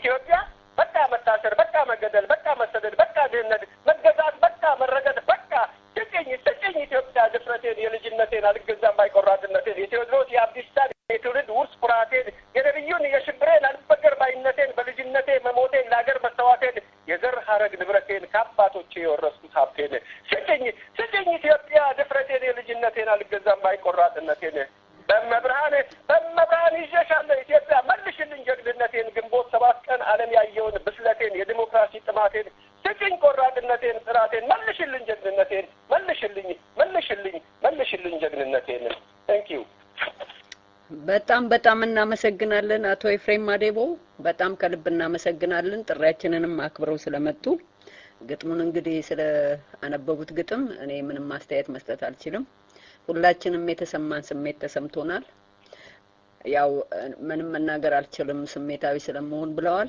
የኢትዮጵያ አምላክ ይጠብቆት ታንኪዩ ሁላችሁንም አይ ቲንክ በጣም ሪሊ በጣም ነው ማመሰግነው በመጨረሻ ደፍነትሊ የኢትዮጵያ ጉዳይ መቼም አልችልም ብትዩ መቻለሽ አይቀርም ላሳስባችሁ የምፈልገው ይሄ ህዝባዊ ትግላችን ቅድም እንዳልኳችሁ የሀገራችን ገበሬ ብቻ ሳይሆን በከፍተኛ ደረጃ የተማረውን የሀገራችን ሰውም ህይወት መስዋዕትነት የሚፈልግበት ጊዜ ላይ ደርሷል እያንዳንዳችን እየተበደልንም እየተናደድንም ቢሆን ይህንን ትግል ሲፈልገን ብቻ ሳይሆን እኛ ራሳችን ቀልበን ትግሉን ብንቀላቀለው ይህ የወያኔ ዘረኝነት ግድያ እስር ድብደባ የተለያዩ ነገሮች አስከፍቶት ከሀገሩ የወጣው ኢትዮጵያዊ ሁሉ አገሩ መግባት የሚችልበት ጊዜ ሩቅ አይደለም ያ ሲሆን ደግሞ እነ ጎርደን ብራውንና ጓደኞቻቸው ለካስ የኢትዮጵያ ዲያስፖራ እውነቱን ነበር የሚናገረው እነ መለስ ዜናዊ ምን ሰሩ ኢትዮጵያ ፎሪል ያደገቸው አሁን ነው የሚሉበት ጊዜ ሩቅ አይደለም ያኔ ስንታሞች ብለው የሰደቡን ሁሉ ያንን የተማመኑበትን ክላሽንኮቭ እያስረከቡን ተንበርክከው እኛንም ሀገራቸውንም ኢትዮጵያን ይቅርታ የሚጠይቁበት ጊዜ ሩቅ አይደለም ይሄን ደግሞ እውን እናደርጋለን መልካም እውን እናደርጋለን የኢትዮጵያ አምላክ ይርዳን ይበርቱ ወንድሜ እግዚአብሔር የኢትዮጵያ አምላክ ከርሶ ጋር ይሁን Thank you so much እኔም ደግማለሁ እግዚአብሔር አምላካችን ኢትዮጵያ ይባርክ በርቱ አሜን